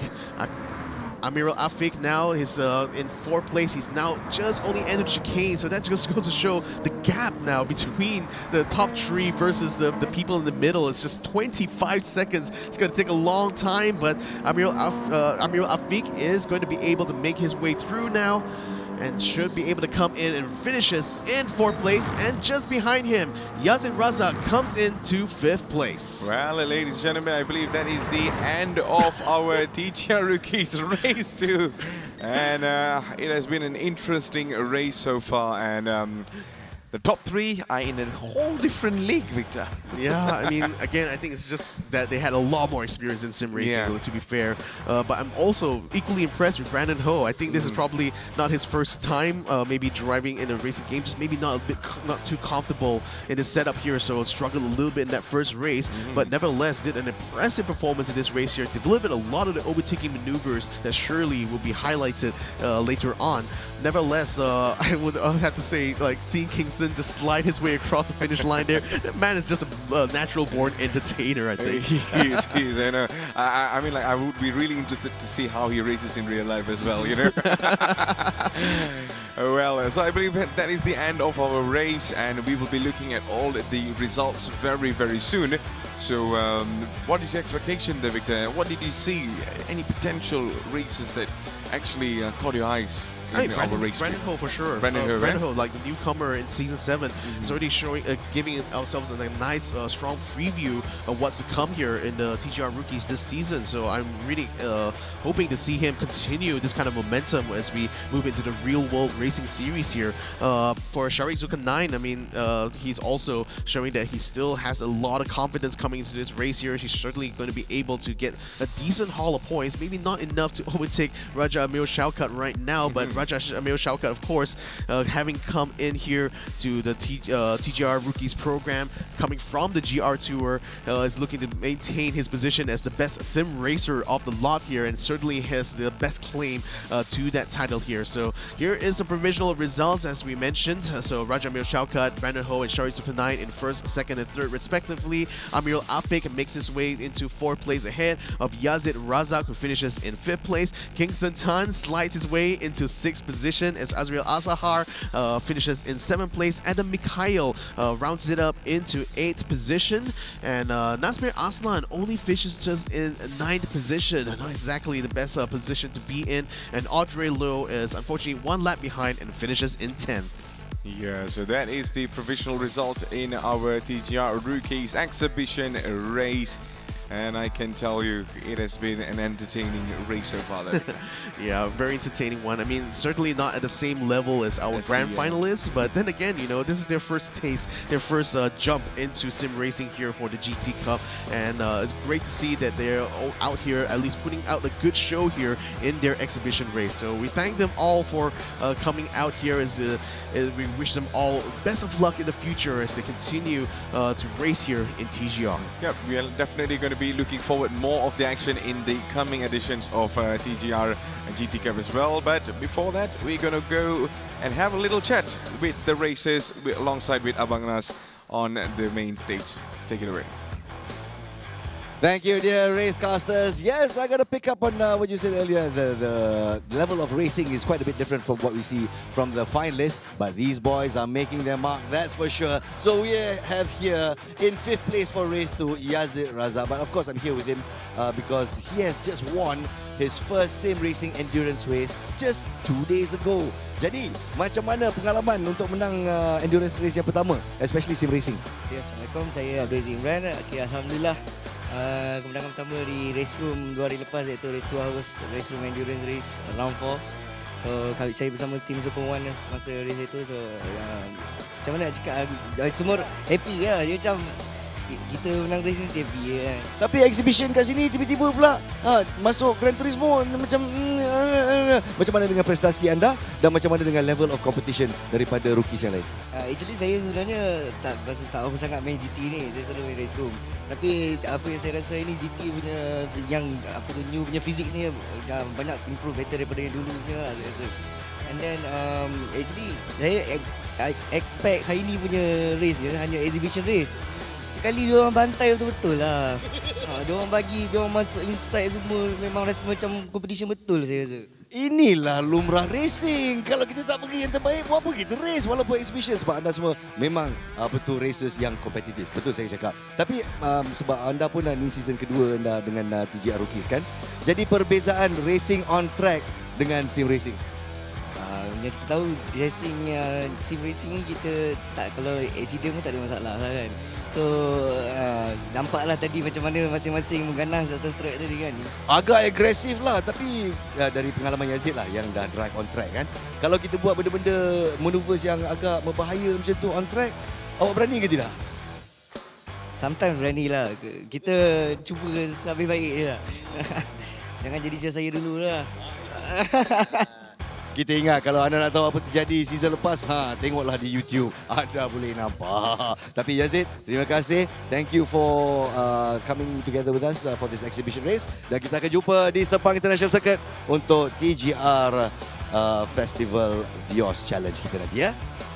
Alright, peace out Encik Yazid. Dan seterusnya, we're going to be joining a person with a little bit of pedigree.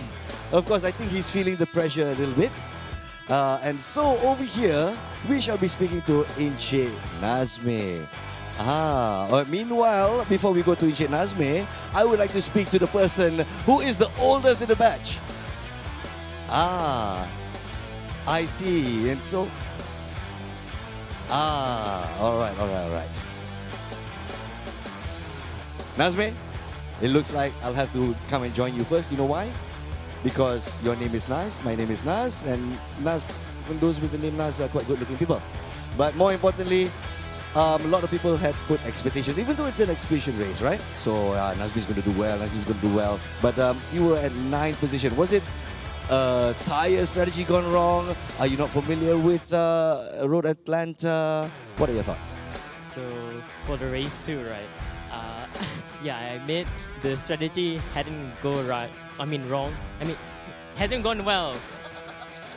Initially, I thought it was a one stop, but it became a two stop, and then after that, for the second pit stop, I didn't fill up my car enough. So I thought I had one more lap to spare, but then it ended up being 2 more laps, and I was 1 lap short. So for the last majority of the lap, I had to like cruise to the finish at like 80 km, so that costed me so much time. A lot of time. So strategy very, very important, even though it's just sim racing, right? So looking forward to your performance on track. The Toyota Gazoo Racing Vios Challenge is happening, Season 7. What are your expectations?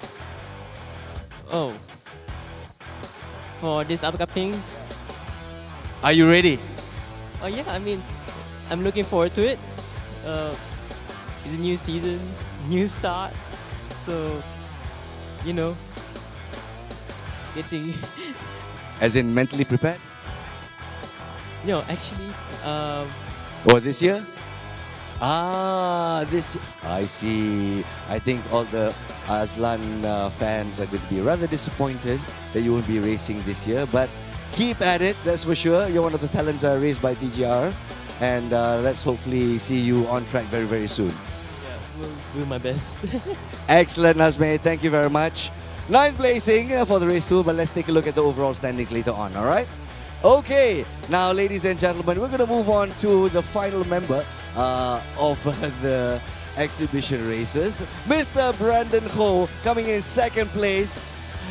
Mr. Brandon, all right. You are 23 years old. You are the eldest member of the TGR Rookies at this point in time. Do you feel the pressure, especially being the most senior? Definitely the pressure is there. You have to prove yourself more. I don't have much time compared to the rest. So, but yeah, I'll do my best. At the end of the day, I don't feel like age matters. It comes down to your skill and your potential as a driver. So I wish I can prove that to others. Yeah. This is going to be your first season, of course, at the TGR Festival Vios Challenge as well, right? Yep, it will be my first season. All right. Are you looking forward? Well, just maybe a short sentence on what you expect at the race. Definitely looking forward to it. We've been practicing for months. So the race is coming up in August. So yeah, really excited putting in the preparations for race 1. Yep. The heat is on. Of course, the gauntlet thrown down by Mr. Brandon Ho. All the other rookies, watch out for this maestre. Thank you very much, Mr. Brandon Ho. And of course, we'll go back to our racecasters for the highlights of our exhibition race 2. Well, there you go. We got all the bits of the races. But over here, Victor, it is going to be the highlights of what happened in race 2. Talk us through, man. Yeah, a lot more action happening this time around, and a lot of chaos as well. Bumper to bumper action, wheel to wheel action, grass, sliding action, all Going out. You got everything on the palette here, you know. And Yeah. unfortunately, I think the biggest victim of all was that Michelin sign there. Unfortunately, but nevertheless, it was an interesting race actually to see these TGR rookies, having a fun time coming out on track there and off the track as well as Brandon Ho unfortunately just did there. But he did come back really strong later on in the race there, getting the moves done onto Yazid Razak, trying to put a challenge at the Raja Amir Shao Cup, but just falling a little bit short in that regard. Nevertheless, a very entertaining series of events here going through our first exhibition race of the day.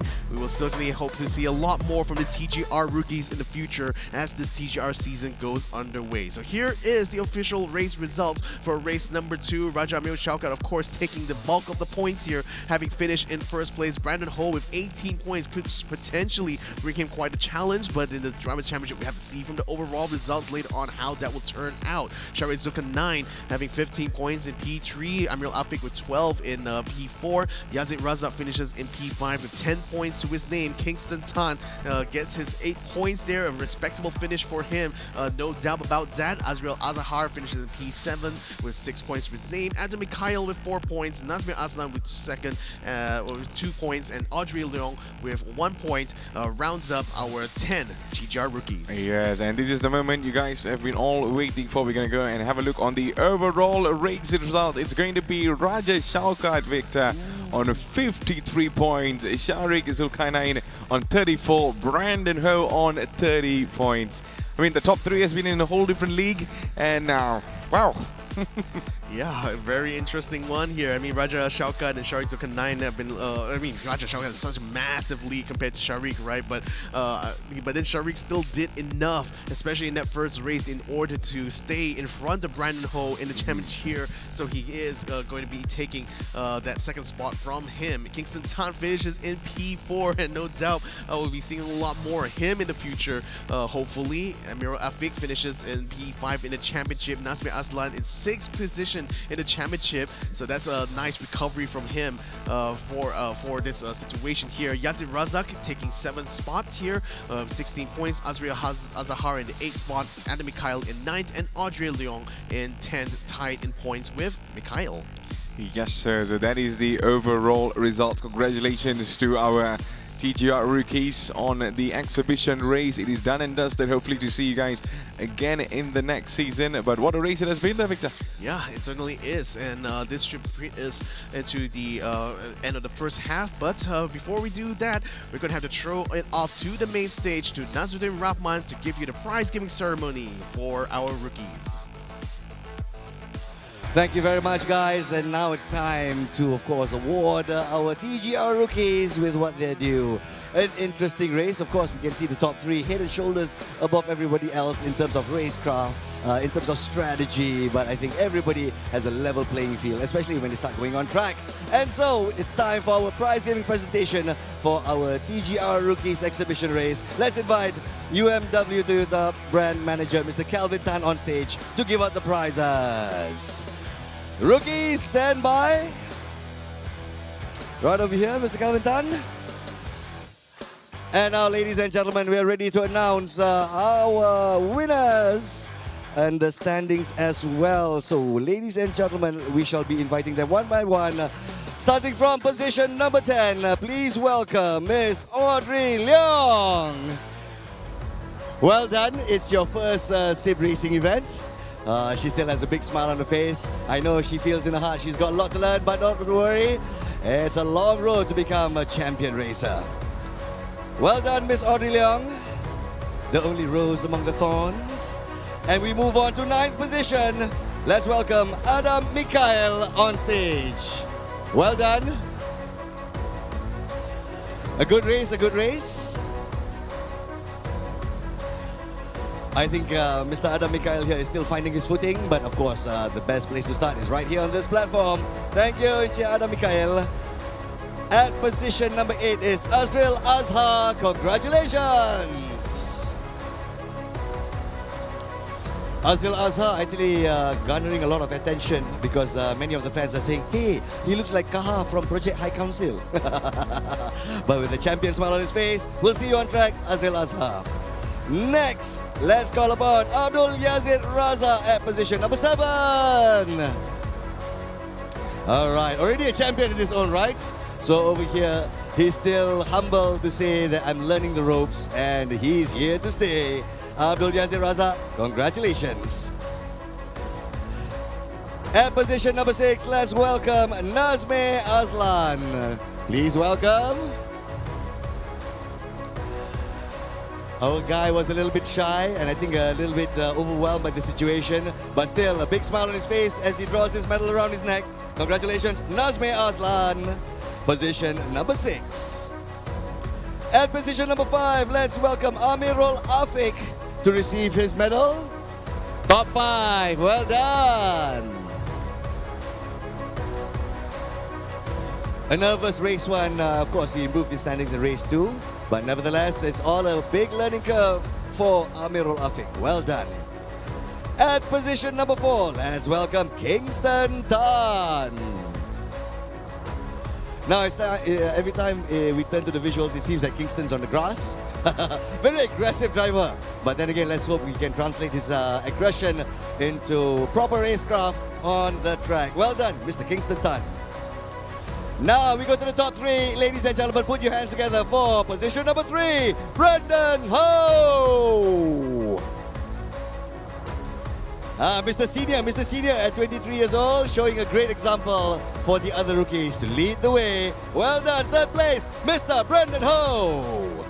An extra trophy for you. Semoga menjadi pembakar semangat untuk perlombaan yang seterusnya. At position number 2, we have Sharik Zulkarnain. Well done, Sharik. He said he was going to show us a little bit of moves, which he did. But for the most part, it was a long, lonely road to second place in race 2. Well done, Sharik Zulkarnain, ladies and gentlemen. We can't wait to see him at Sepang International Circuit at the Vios Challenge. And introducing our exhibition race champion.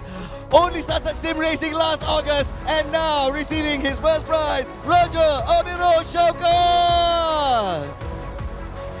Looks like Toyota unearthed a special gem when they spotted this man at one of the campus tours. Immediately brought into the roster, immediately undergoing training, and now winning his first exhibition race.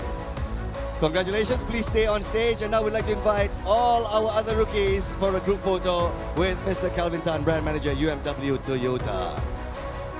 All right, let's fill up the spaces in front. All right, now the next 4 in front. I love the fact, Audrey, although you're a girl, come, squat together with the guys. Yeah, show them what it's all about.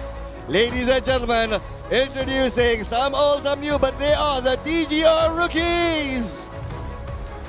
And we can't wait to see them burning some rubber on a real track when the TGR festival rolls about. The Vios Challenge will be happening very, very soon. And we'll see whether they can translate their racecraft that they've practiced on the sim racing onto a real track. It's going to be a different story. They're going to feel the heat, they're going to smell the burning rubber and the petrol and the asphalt as well. Conditions will get over them. Will they be mentally strong enough to bring all their skills to the real track? We'll find out soon enough. Meanwhile, rookies, fists up, victories again!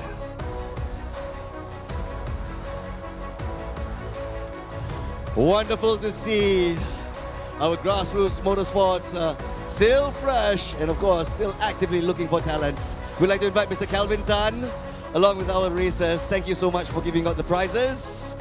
And there you are, ladies and gentlemen. We've concluded the first part of our grand finals of the Toyota Gazoo Racing GT Cup Malaysia 2024. My name is Nas Rahman. Stay tuned. We shall be back with the final race for our grand finalists. Race 3 is coming up. And ladies and gentlemen, it's going to be a crazy one. Thank you very much. Brought to you by our sponsors, Toyo Tires, Denso, Modelista, NK, Tech Lab Security, Pentas Flora, Motis Malaysia, Toyota Capital Malaysia, as well as our venue sponsor, Sunway University. We'll see you at 3:30 p.m.